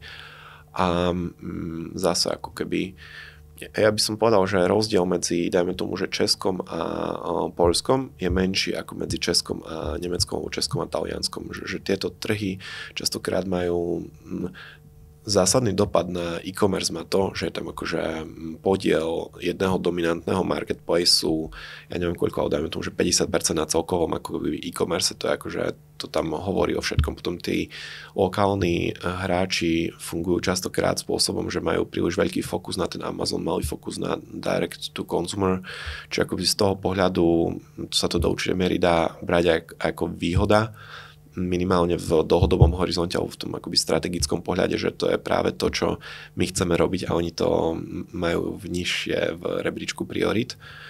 Ale nemáme už potom skúsenosť napríklad s francúzským a španělským trhom. Jak moc je důležitý v takové situaci, kde máš dominantní marketplace, budovat tu vaši značku? Jak moc energie tomu venujete, abyste se na tom marketplaceu nestratili, abyste byli vidět? Tam je ako tiež možno zaujímavé, že prečo nechápeme Nemecko ako nemecký trh, ale DACH region. Tak to je podľa mňa kvôli tomu, že my častokrát investujeme do brand awareness v nemeckom jazyku. Čiže my, keď dnes ešte nejdeme televíznu reklamu, ale pravdepodobne pôjdeme v nemecky hovoriacich krajinách, my dnes platíme nemeckým influencerom, my dnes sponzorujeme nemecké športové eventy a to sleduje možno 2/3 Švajčiarska, skoro celé Rakúsko, malá časť Francúzska, malá časť Holandska, malá časť Belgická. No a na to, aby tieto investície boli rentabilné, tak my najprv potrebujeme vybudovať super kvalitnú logistiku, rýchlu pre celý tento región nemeckých hovoriacich ľudí, lebo za predpokladu, že marketingovo komunikujem na 90 miliónov ľudí a logistiku mám len pre 70, tak prichádzam ako keby o nejaké percentá pri rentabilite a podobne vnímam aj Amazon, že za predpokladu, že my sme ešte nešli tam akože masívnu TV kampaň, je to tam ináč že super drahé, že tam treba si odložiť tak 10 miliónov eur na jednu TV kampaň pre tento trh, ale za predpokladu, že by sme ju pustili, tak okrem toho, že zrastie search query z Google, že ľudia budú písať náš brand, tak myslím si, že v Nemecku ešte viac zrastie vyhľadávania v Amazone. Čiže má to veľmi synergický efekt, dajme tomu, že aj na placement našich produktov v kategóriách v Amazone, že sa akoby veľa zainvestuje do brand awareness alebo takého budovania značky v nemeckých hovoriacich krajinách. Takže mám takový sidestep. Myslíš si, že může umělá inteligence nahradit vyhledávání na Amazonu tyčinek vašich? Ja si myslím, že už to dnes nahrádza, že moji kamaráti, keď sa rozprávame o tom, že ako si idú kúpiť kosačku, tak už sa viac pýtajú ChatGPT než Amazonu. Já to dělám dneska u řady věcí otázek. Takže když to zhrnu, ta vlastně vaše strategie je jednotlivé trhy, není to úplně unifikovaný, dívám se skutečně na potřeby a schopnosti kupní sílu v daných trzích, musím si vybudovat perfektní logistický zázemí, pokud možno dát se dohromady s nejsilnější nějakou platformou marketplaceovou, protože tam opravdu má dominantní roli, a pak budovat značku, která vás posune výš na tom marketplaceu vlastně tak, abyste byli vidět. Takže to není vůbec triviální věc, že to není jako one size fits all. Je to sofistikovaná činnost, která vlastně opravdu chce tu velkou systematičnost, strukturovanost, technologie, proto data a tak dále, tak dále. Takže vlastně on to nemůže dělat úplně každý. Co bys poradil takovým malým e-shopům nebo menším firmám, které by chtěli jít vaší stopou, vaším směrem, zahraniční trhy? Tak poradil by som im to isté, čo som robil ja. Ja som ešte pred Jim Beamom mal e-commerce, iné e-commerce. Moja akoby historická chyba, ktorú som robil pred Jim Beamom, už som ju nezopakoval v Jim Beame, bola expanzia do Poľska. Tam schořilo spousta firm, pokud já vím. Hej, tam si myslím, že objektívne v strašne veľa kategóriách je Poľsko jeden z najkonkurenčnejších trhov v Európe, podobne ako dajme tomu, že Nemecko. Podľa mňa veľa malých firiem robí chybu to, že to, kam idem robiť geografickú expanziu, to je podľa Paretovho pravidla, tam proste to je oblasť, kde by som odporúčal, že tráviť veľa času nad týmto rozhodnutím, lebo to má dopad potom v rokoch a normálne to má podľa mňa dopad na tom, či tá firma prerastie zvyšok trhu alebo ho zvyšok trhu obehne. No a ja tam vidím spoločný pattern medzi tým, že aj dokonca, že veľké firmy robia tú chybu, nielen malé, že z môjho pohľadu sú také dve hlavné stratégie. Prvá je, že americká firma uspeje na americkom trhu, čo je najkonkurenčnejší trh na svete a potom už ide sa globálne penetrovať cez možno najjednoduchšie trhy, čo je pre nich pravdepodobne Kanada, UK, Austrália a potom idú možno Nemecko, zvykne byť vstupná brána do Európskej únie a potom dajme tomu, že veľké trhy Poľsko, Španielsko a to úplne dáva zmysel, lebo oni už majú dôkazy, že ten ich produkt funguje na najkonkurenčnejšom trhu. Naopak, keď je niekto jednotka v Česku, to nie je podľa mňa dôkaz na to, že ten produkt bude fungovať v Nemecku alebo v USA.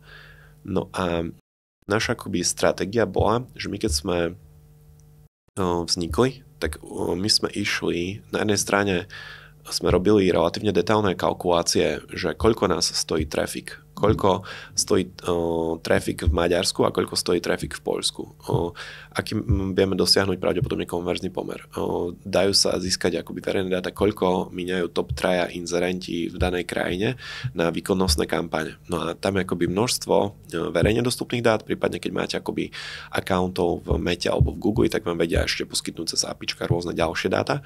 Každopádne to bolo dosť informované rozhodnutie, že my sme expandovali na juhovýchod, kde podľa môjho názoru je o mnoho menšia výzva stať sa jednotkou na bulharskom trhu ako na poľskom trhu.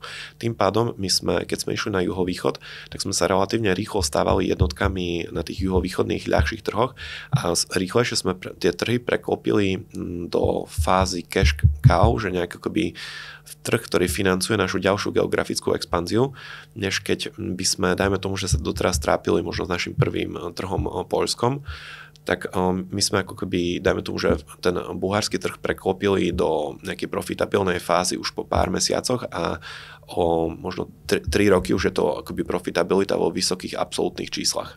To nám dáva zase to palivo, že môžeme akoby financovať budovanie trhového podielu na vysoko konkurenčných trhoch ako Poľsku. Čiže kebyže mám poradiť českým podnikateľom, tak odporúčam veľa času stráviť nad rozhodnutím, že kam expandovať. A potom mám empirickú skúsenosť, že väčšinou vychádzajú výhodnejšie Slovensko, Maďarsko, Rumunsko, Chorvátsko a tieto trhy, než Nemecko a Poľsko, že to veľmi tak láka stať sa, akože keď budem jednotka v Nemecku, tak budem akože veľký, ale z môjho pohľadu je vyššia pravdepodobnosť, že sa niekto stane jednotkou v Nemecku alebo v Poľsku, ak už sa stal jednotkou na veľa menších trhoch. Není to pro ty lidi jakoby taková ta, možná ten blog říká, když budu jedničku v Německu, tak to bude hrozně cool a sexy a pomůže mi to marketingově do Ameriky a tak dále? Asi áno, určite to ako keby je takto vnímané a je to podľa mňa aj pravda, že keď niekto sa stane akoby jednotkou v Nemecku, tak to je dôkaz, že má ako keby naozaj dobrý produkt, ale myslím si, že je akoby výhodnejšie sa stať jednotkou v Bulharsku, pilovať ešte stále ten produkt, zlepšovať ako keby balance sheet, P&L-ku, spraviť ten ako keby profitabilný biznis, akože budovať tie fundamenty, ktoré potom dokážu financovať ten geografický rast. Ja si myslím, že je väčšia pravdepodobnosť, ak niekto vstúpi neskôr na nemecký trh ako väčšia firma, než skôr ako menšia. To mi dává velký smysl. Občas slyším takovou tu strategii, chci být underdog, chci být pod radarem vlastně, jakoby, a budu postupně penetrovat na těch trzích. Jakoby. Vnímáš to, že to může být validní strategie, nebo se musím snažit o nějakou rozumnou market share, aby byl zajímavý pro marketplace, abych vytvořil si tu sílu tržní a tak dále, tak dále. Tak to som nad tým ako nikdy neuvažoval. My skôr nad tým uvažujeme, že my chceme budovať mentálnu asociáciu s nejakou kategóriou a potom robiť fyzickú dostupnosť produktov. Čiže ako mať na jednej strane, že keď sa povie fitness, tak Jim Beam a potom keď si niekto objedná Jim Beam, tak proste rýchlo a lacno to príde do danej krajiny. A na tieto dve naše akože kľúčové veci je nutná tá stratégia, že musíme mať ambíciu byť jednotka v krajine. Rozumím tomu. Ty se dotkl těch financí, což je vlastně fundamentální věc, protože jak se říká v Čechách, bez peněz do hospody nelez, tak vlastně ono platí, že růst stojí cash, stojí to hotovost vlastně. Jak ty pracuješ s hotovostí? Mimochodem Simona Kionková říkala, my jsme od začátku šli tvrdě na cash, od prvního dne fungování. Jak ty pracuješ s hotovostí, abys dokázal 10 let růst expanzi od 0,0 nic na 170 milionů euro? Jaký máte systém, procesy, jak to funguje u vás? Tak akoby keď vznikne firma, tak častokrát to business intelligence v tejto oblasti nie je akoby vyvinuté a ja si myslím, že veľa firiem sa spálilo nad tým, že príliš neskoro sa zaoberali touto oblasťou. Čiže keď niekto akoby začne podnikať, tak ja by som zase odporúčam, že veľa času venovať do skoro všetkého, o čom hovorím, ale že mať pod kontrolou business intelligence v oblasti reálnych revenues, lebo tiež keď sa opýtam v nejakej firme na revenues, tak mi môže 10 manažerov povedať 10 rôznych čísel, že toto ako keby je veľmi nežiaducí stav.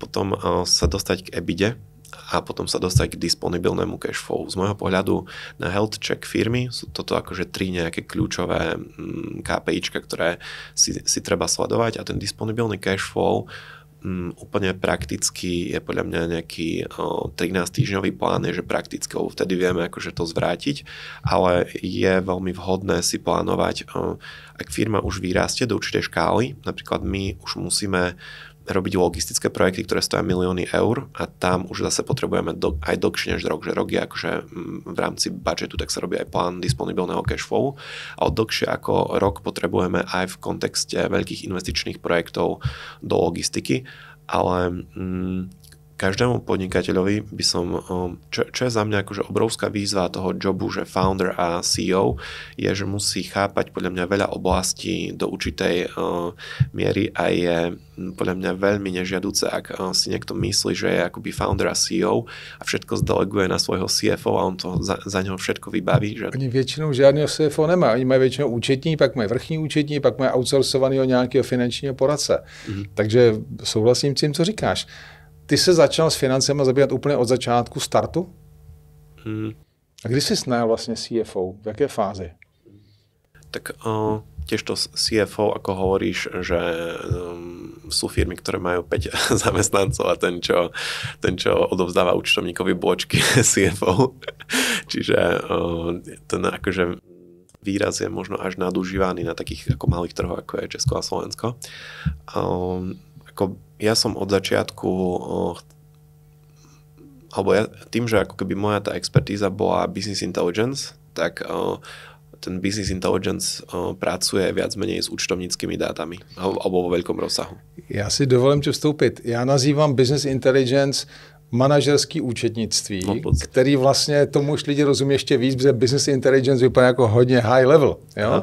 Ale mít dobře postavený manažerský účetnictví, rozumí svým výnosům, nákladům a tak dále, potvrzuju to, co říkáš. Ta moje zkušenosť úplne stejná.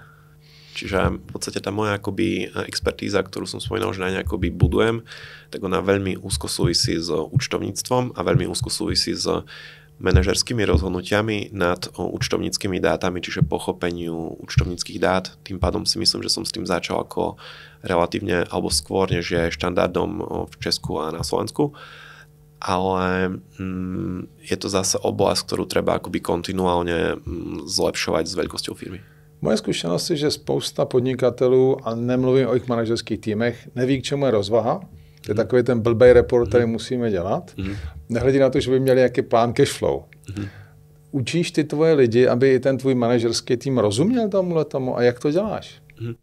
Napríklad tie KPIs sú podľa mňa celkom ako nástroj, tie KPIs, keď akoby ja nejak akoby setupujem, tak prvá vec, je to strašne jednoduché si spraviť 10 000 KPIs a mať ich, ale to akože vyšší div, či je ich používať.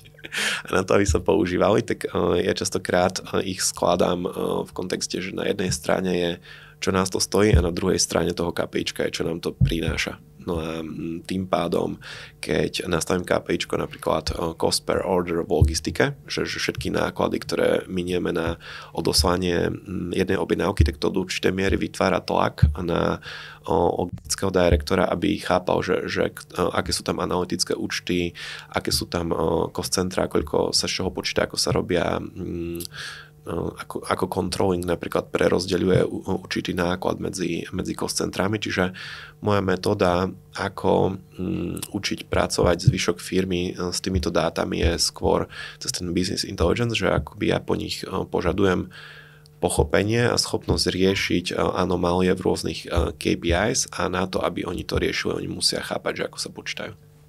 Co jsou vaše pár 5-6 klíčových KPIs, které vlastně jako firma řešíte nebo hlídáte pravidelně, třeba každý týden?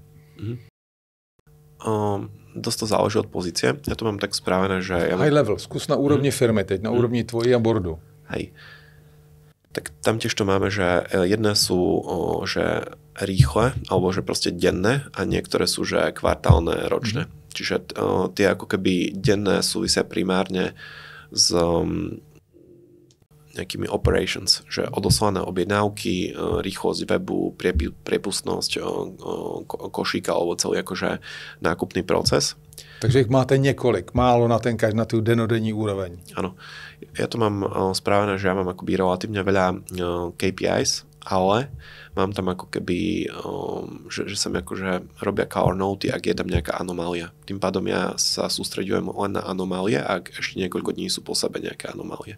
Moji ako keby manažeri majú väčší detail týchto ako mojich daily KPIs, čiže hypoteticky ja mám KPI, že neodoslané balíky dnes na čas našim zákazníkom.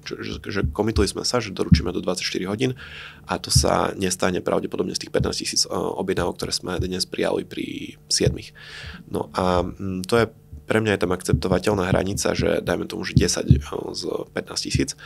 A potom ten môj ako keby logistický direktor, on má akože väčší detail týchto 7, že všetkých 7 je z Grécka a súvisí to s jednou špedičnou firmou a je to kvôli tomu. No a toto ako keby mi funguje na takej že dennej báze.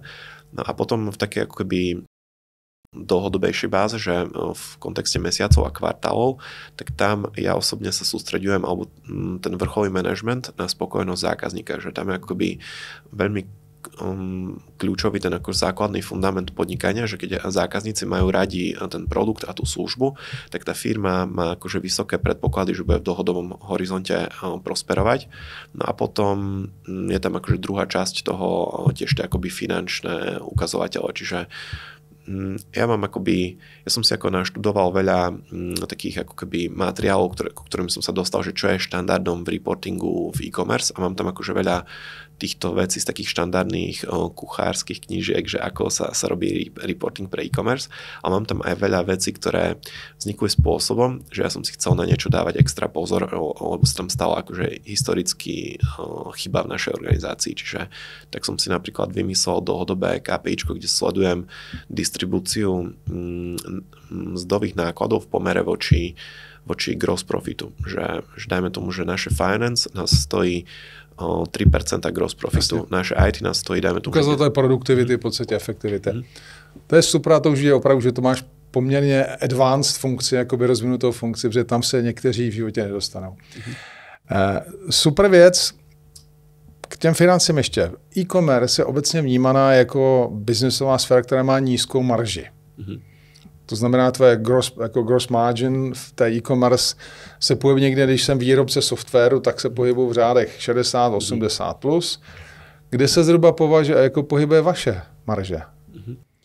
Tak my máme ako hrubú maržu niekde na úrovni 45%, ale my to ešte teraz budeme ako dosť zväčšovať, lebo my robíme teraz vertikálnu integráciu, to znamená, že si budujeme vlastné výrobné kapacity. Čiže ten business model direct to consumer častokrát zahrňa len to, že sa akoby v treťostranových fabrikách vyrábajú tie produkty pod tou značkou a my tam v tejto oblasti sa viac a viac integrujeme. Čiže robíme také malo sexy veci alebo robíme trošku akože viacej asset heavy business, že akoby haly a výrobné linky a blue collar joby. Na druhej strane je za tým ten ekonomický fundament, že má to veľmi pozitívny dopad na P&L-ku alebo na profitabilitu firmy. Zároveň ja si myslím, že aj v takýchto oboroch sa dá v odzvukách v týchto rokoch preraziť, keď sa k tomu použijú moderné princípy. Čiže ja som možno akoby osobnostne by som viacej inklinoval k nejakej SaaSovej platforme a robiť ten software s veľkou maržou, ale keď som akoby videl to trošku možno blbovizne, ako fungujú tie výrobné podniky, tak ma to celkom nalákalo, že robiť to iným spôsobom. Máme příležitost. Presne tak. Já myslím, že to je velmi jako sofistikovaný přístup, že samozřejmě opravdu, kdo drží tu výrobní linku, ten klíč, tak si vygeneruje tu marži k tomu, ať je to software nebo ať jsou to hračky. Takže věřím, že ty finance máš opravdu perfektně zmáknutý. Já mám poslední oblast, než se pustíme úplně do konce, komunikace. 4 z 5 lidí, když se jich zeptám po různých firmách a řeknu, co jsou 3 největší nedostatky vaší firmě, tak mi řeknou komunikace. Nemám dost informací. Komunikace není tady dostatečná. Jak to vidíš ty a jak s tím pracuješ?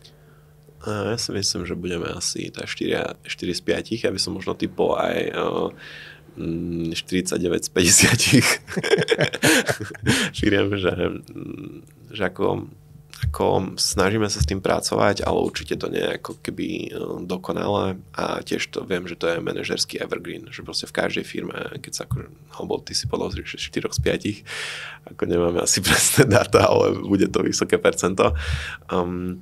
Snažíme sa ako keby s tým pracovať, čiže komunikujeme cez, dajme tomu, že ako som spomínal, tie guideliny pri nástupe, po all hands meetingy, po nejaké akoby všeobecné kanály.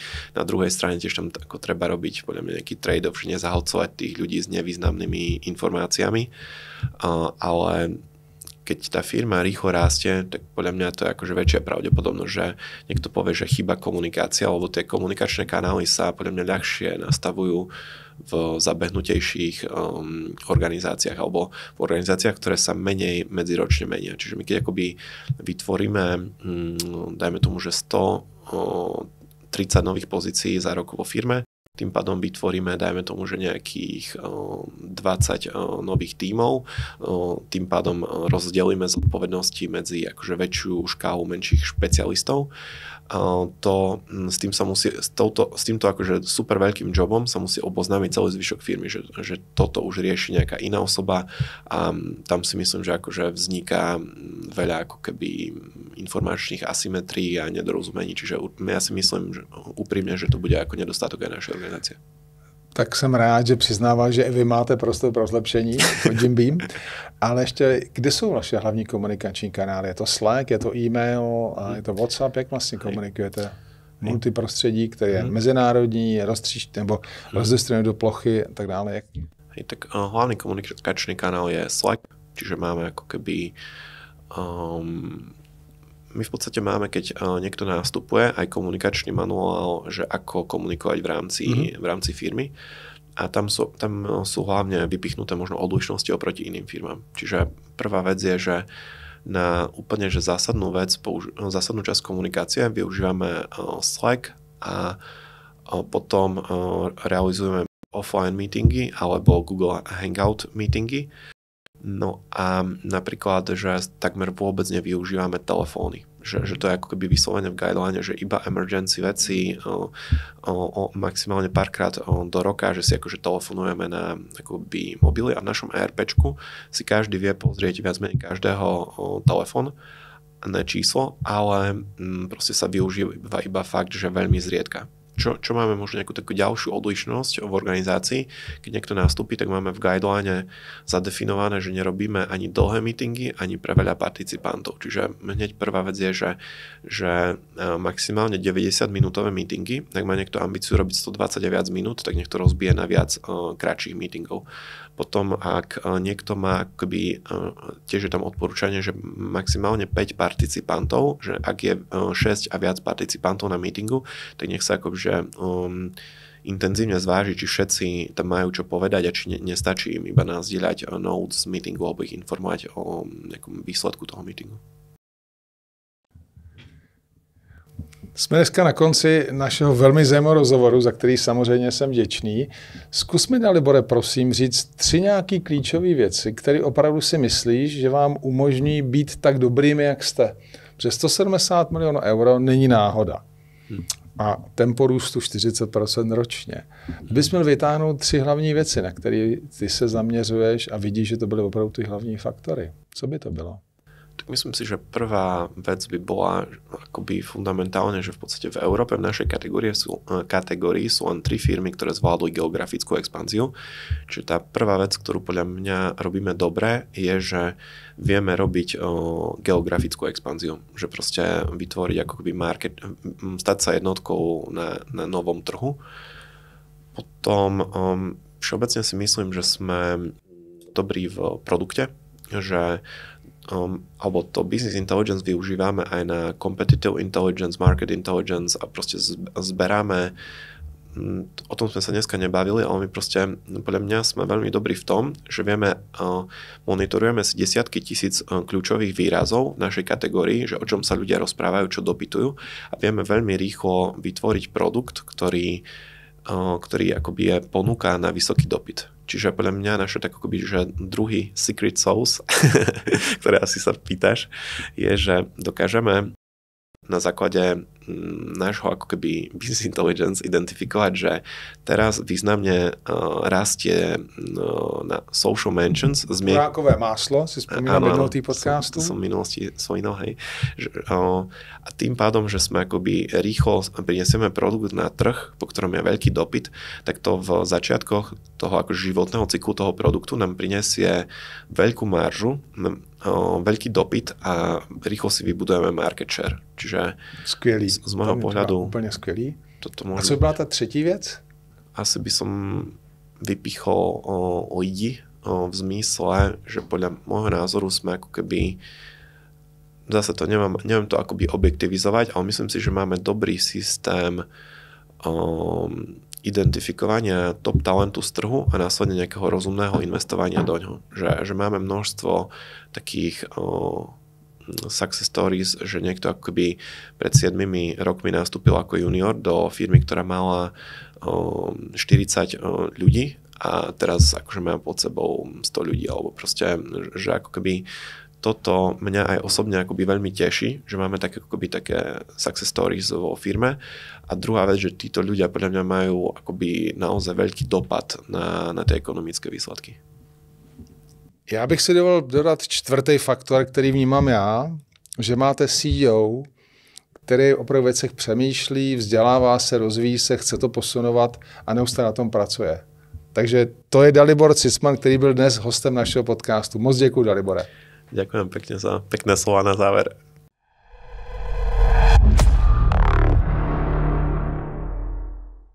Vážené posluchačky a milí posluchači, pokud jste došli až na konec podcastu, tak vám gratuluji. Zřejmě obsah, to znamená know-how, konkrétní know-how konkrétních podnikatelů pro vás je zajímavé. A my vám k tomu nabízíme ještě něco dalšího. My vám skutečně nabízíme náš systém, který v sobě kombinuje ty 4 faktory, o kterých už jsem mluvil dříve. To znamená ověřenou, 1000krát ověřenou metodologii pro scalování firem, scalinga, podporu našich koučů, kteří jsou certifikovaní v té metodě a mají velké zkušenosti v biznesu.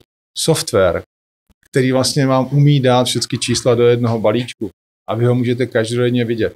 A v neposlední řadě podporu komunity více než 150 CEOs, kteří jsou vlastně součástí našeho ekosystému.